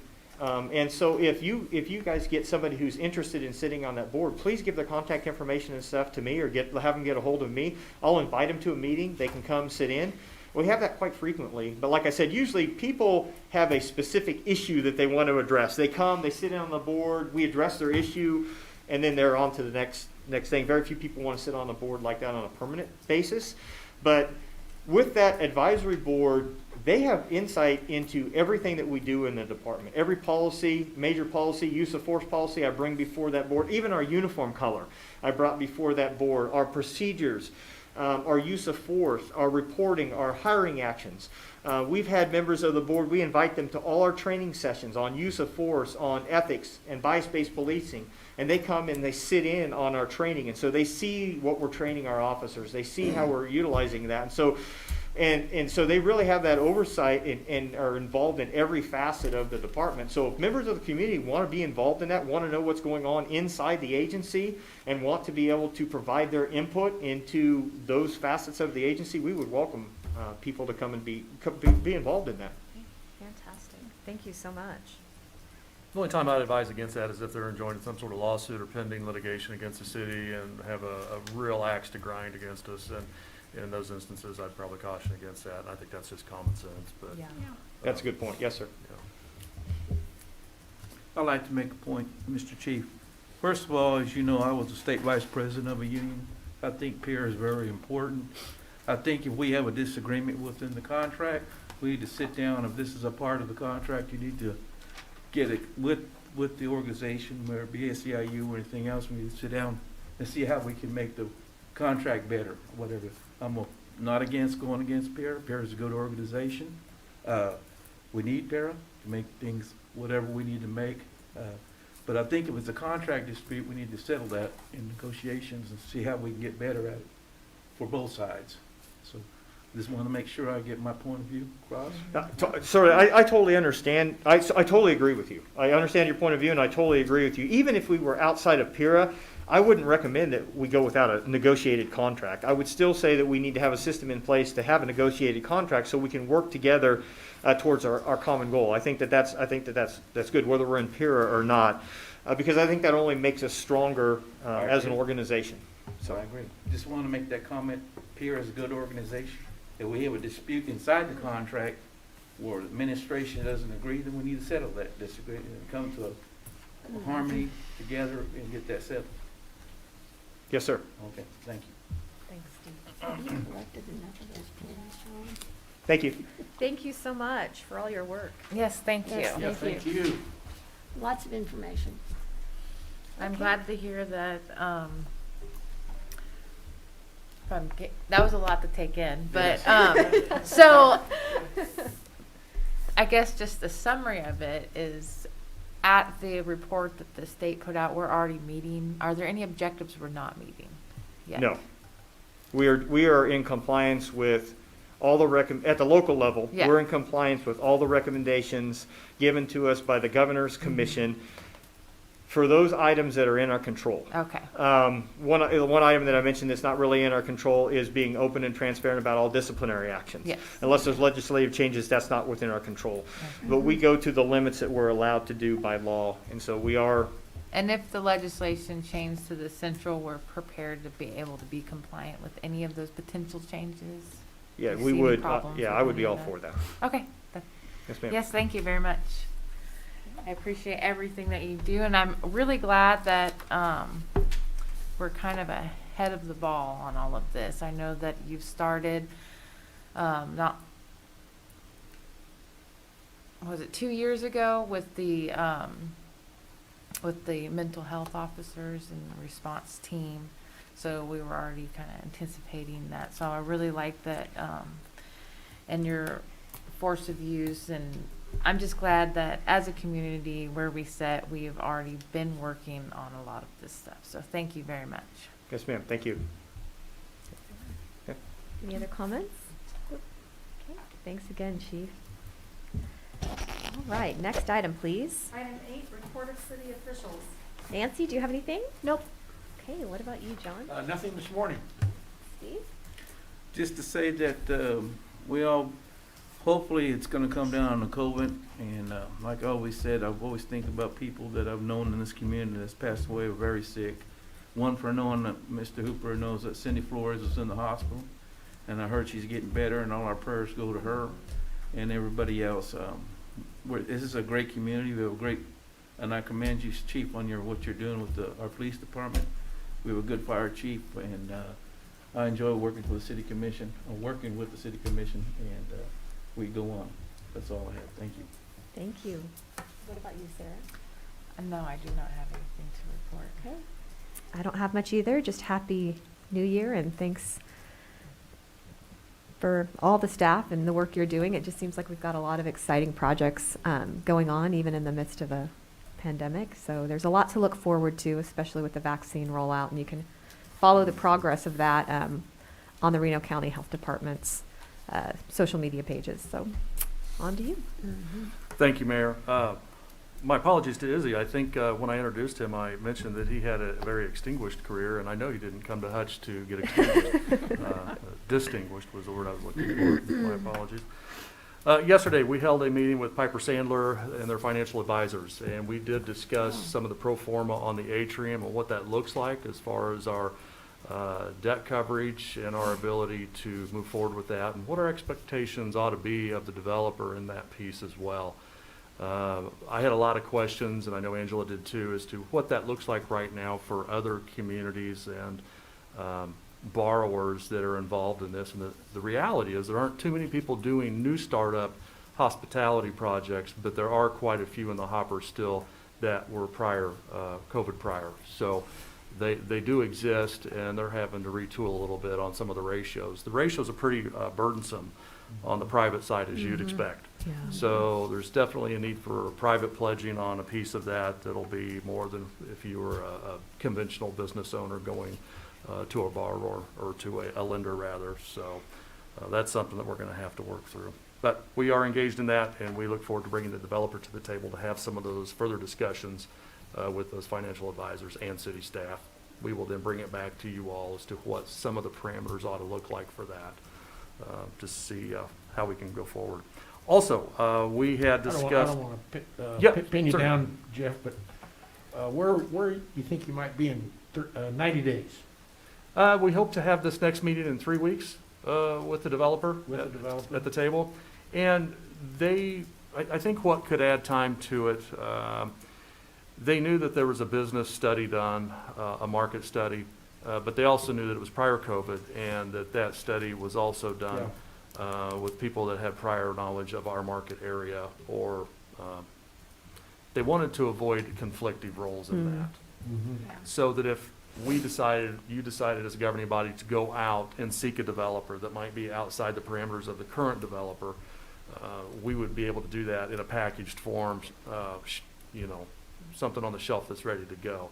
They do understand that we have a lot of faith and confidence in the current developer that we're talking to, but there was a desire to make sure that we had a third-party true study done that reflects current market.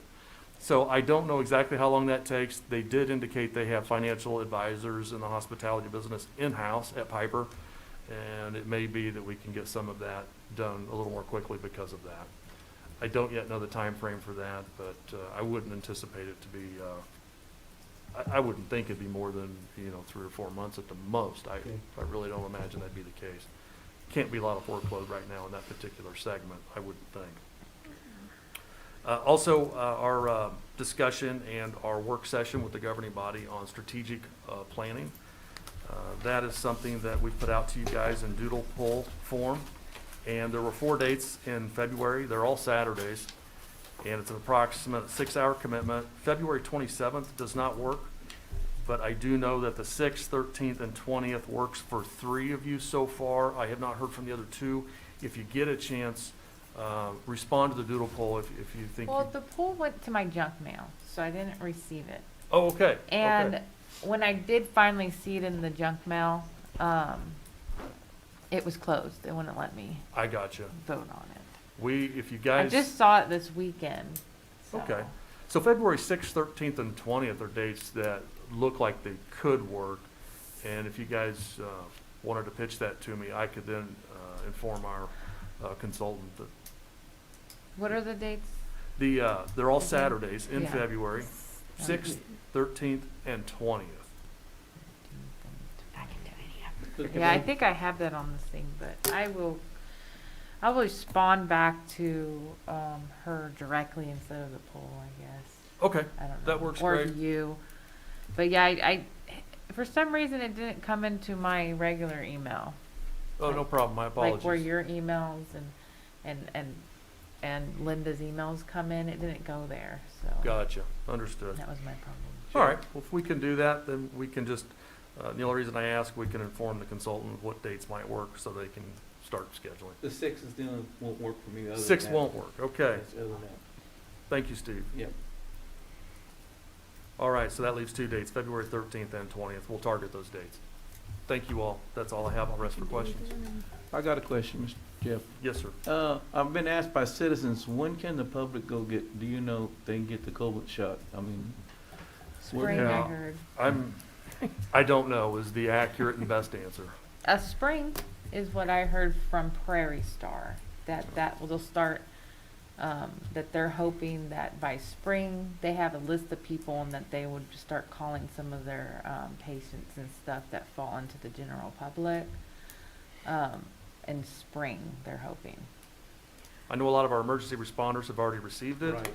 So that's kind of my area of focus, but as far as the general public, I can't say. I don't know. I was on a call this morning at 8:30 about this, and they said that the commission, they're basically following the state guidelines for rollout, which, is primarily healthcare workers and elderly, those with comorbidities, and then the younger, healthier population. But they made an addition to that first phase based on a request by the commission, which is high-risk teachers. And so they indicated that they didn't have any idea when the general public, that, increased availability by spring is the goal. But apparently the rollout hasn't gone as smoothly as they thought it would. So I certainly hope it's spring. Yeah. That'd be nice. But again, they do send those updates. I don't know if the council's on the email list with the daily situation reports, but they've started including information on the vaccine rollout on those reports. So you might just check your email for those, or check the social media pages for the health department or Reno County. So they're trying to do a good job of keeping people up to date, because I know we're all anxious to get back to some semblance of normalcy. Yeah.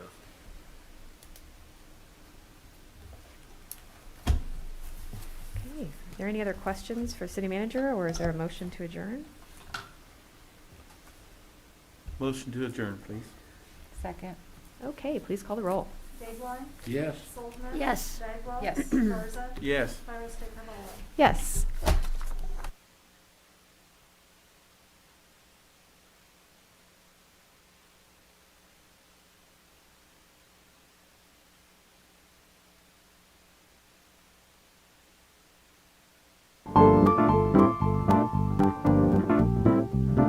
Amen.